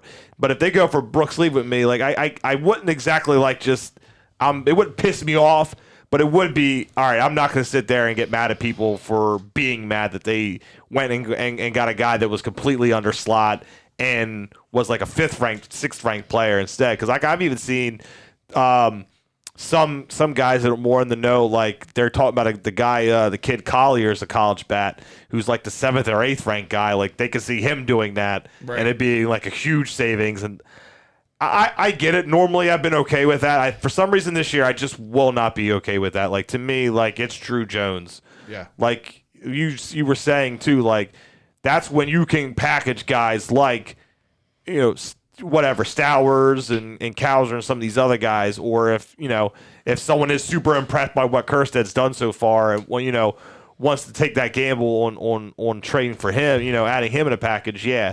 But to me, it's just like, now's the time. Like, just go get the best player available. Because I've heard, too, that, like, a lot of people expect that, okay, he's the best player available and he's a high school player, but, like, he literally could be there in less than 2 years. I mean, and that's true. And if that's the trajectory and that's what Mike Elias believes in a bat like Drew Jones, that he'd be ready in 2 years, then hands down, that is the pick. Like I said, he is the best player in this draft by all means. But I just think because of the success of the team, that might change the mentality on what the Orioles do here. Yeah, I think when I look at it, right, the whole thing of draft day and the decision on draft day also comes down to you're listening to the phone when it rings. Yeah. A team like the Giants, and I use the Giants as an example because they have the 30th pick. Right? They're technically the last pick for the compensatory picks for next year. They're 2 games out. They're 3rd in the division. 2 games out of the wild card. Nobody thought they would be anywhere close this year. And some people are projecting them not to be close, to James's point, with a similar record to ours. The difference is they're trending downwards. They don't have the farm system that most people would like. I'd be intrigued and be answering the phone if the Giants call and want to make that leap, because they might be willing to give up a guy like a Carlos Rendon, who is 29, but he's under contract till the end of next year. So you have a year and a half. He's got a sub-3 ERA. I think it's 2.7, right? Similar to what we were talking about with Lopez, just the youth is the difference. That's the main difference here. But if you're in, it depends on what kind of mode we're in, what kind of mode other teams are in. I think they have their pick. My opinion, I truly think it is going to be Holiday. I think they're going to go undervalue, but at the same time, the youth, he's a guy, he's versatile because he can play three spots in the infield. Mm-hmm. I think there's the value there. Lee, they've said there's questions at times with the arm strength from third and the defensive prowess at third, so you can't really put him there. He's better at short than he is at third, and second, obviously, if you can handle short, you can handle second. You should be able to. With Holiday gives you that versatility. Mm-hmm. You can grow his arm at 18 to be able to throw across the field. At Cal Poly, if you're just a shortstop and you can't necessarily get the third, can't handle it defensively, you're not always going to make it translate. You have more time with Holiday. I think he's the pick. James, I want your opinion on it too. But last thing I'll say on that, and just a response to you, is that I'm not saying I'm not listening to phone calls for potential trade ups or trade backs, that kind of thing. Well, you can't trade up. You got the number 1 pick. Trade back, you can't do that. But I think I think this is going. Huh? You can't trade the first round. The Braves just could trade it for traded a compensatory pick. Yeah, you can't trade the first round. Yeah. They tried to work into the CBA and it never panned out. No. All right, then that's news to me. I didn't know that. Trade that involved their pick, but it was like the first round compensatory, second. That first legit round, you can't trade a first round. I was going to say. I mean, you could seemingly like draft Brooks Lee and the then trade the rights Giants to Brooks Lee. Trade him later, and a week later you make the trade or something like that. I just even if it was a possibility, where I was going to go with that is the fact that I think this is the last swing that the Orioles are going to have at that number 1 overall pick for a while, right? So if you believe that there's 3 or 4 guys that are those can't miss prospects, you need to take one of them. And if it is a high school guy, if it is a college bat, whatever it is, if they're a can't miss guy that you can add to your organization right now, you take that pick. You don't trade back. That's just my opinion. I think you trade assets more than picks right now for potential other players. That's just my take on it. James, what's your take on what the Orioles might do with that first overall pick? Well, we look at analytics. We look at how much money that's going to cost for this guy. If we sign him a guy that's in college, a guy that's in high school, we could save money and all that. But, it's a coin flip. I would like Drew, but you never know if they can sign him or not. So I think they're going to go with the best fit for the organization and what they need. So apparently they have 5 guys, and we'll see. But I like Drew. I think he can come in and be a good fit. But I like you too, James. You never know. It could change. Yeah. It's a coin flip. They said this is like one of the toughest years for the Orioles to pick a player. That's where I think of when you were talking about drafting a shortstop, and they're seemingly the most athletic. Hell, he could be. You know what I mean? Adam Jones was a shortstop, and he was the franchise center field for all these years. If you go with the track record of really great shortstops could end up being really great at any position, well then if that was outfield, then fuck that. Just go get the best outfielder in Drew Jones. Right. No, I agree with you. I don't think I'm going to be disappointed any which route they go, because I do like pretty much all 5 of these guys. Do I have rankings on them as to who I'd like to see first overall? Yeah, but I don't think us as fans are going to be disappointed in any which way. I'm not going to hate it. I know Drew's saying I don't want the college back guy. I get that. And I normally, understand. remember last couple of years. I know. I get it. I am the first one to trumpet about Heston and Right. Cowser. So The college back guy could come up sooner if you really needed him to. The only thing I wish is I truly wish there was I guess the rebuttal would be any player could have what I'm going to say, but your college back could also sit there and get myocarditis and a bad hamstring and then a torn ACL. You know what I mean? Yeah. I get what could be thrown back in my reaction. I just wish if everything was perfect, this would be another Grayson Rodriguez year. This would be another year where there's that high school pitcher, even a college pitcher, that's a can't-miss pitching prospect, because I really think that's the bigger need. You can always pick something and then trade them for, a pitcher. You could. I mean, and that's kind of what we were talking about. Yeah. If you really can't trade picks, which I didn't realize that either, Scott. So either. if that is the case, then you trade the draft rights to whoever you draft for a said pitcher. I knew that it was rare that the trades happen, but I just didn't realize that it wasn't allowed to happen. I don't get why not. You can put him in your mind and be like, I'm going to trade him for this guy. It's fucking retarded. There's ways to get around it. It doesn't make sense, but... All right, guys. Well, we appreciate you tuning in, as always. We will see you back again next Wednesday, 7:30, as always. See ya.